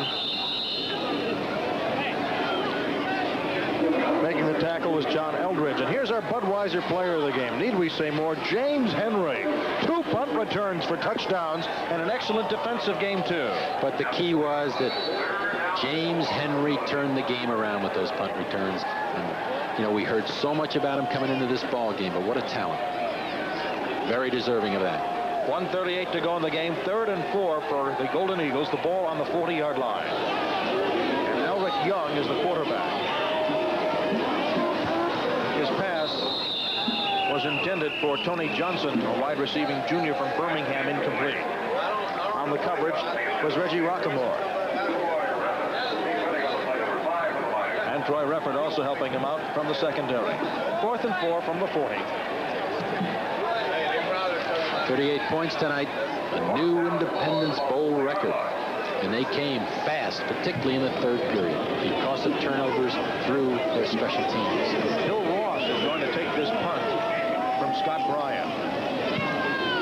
And here's Ross taking it back. It is 25. And he gets a couple of yards on the return. Spirited coverage by the Golden Eagles. Don't forget, plenty more postseason bowl action coming up on Misloop. We're going to have the Freedom Bowl on the 29th. We'll have the Peach Bowl on the 31st. And on January 21st, the Senior Bowl game on Misloop TV Sports.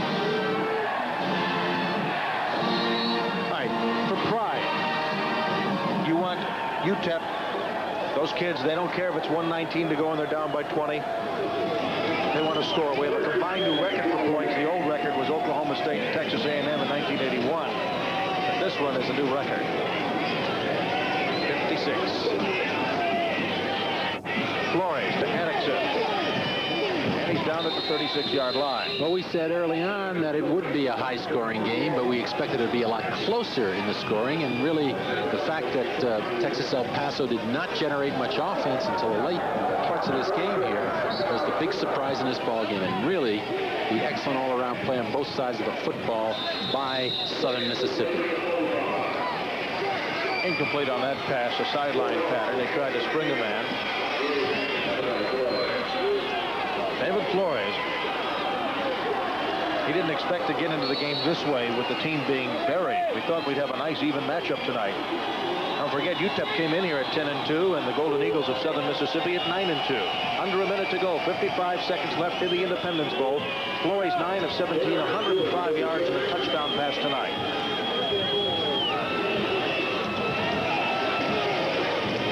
Second man from the eye. When you look back at this game, in the first half, Texas El Paso had too many penalties, disrupted their drives, couldn't come away, missed 2 field goals, 6 points, but it was important at that time because the game was close. In the second half, they just did not hold defensively. They made mistakes in the kicking game, and Southern Mississippi came on like gangbusters, and that's the difference. Mistakes for Texas El Paso and a very spirited Southern Mississippi group of Golden Eagles that just dominated the second half. Forrest was the last carrier on that, a quarterback draw. And Rod Lynch was right there to play it for the Golden Eagles. They'll try anything. Gets the first down and stops the clock as they move the change.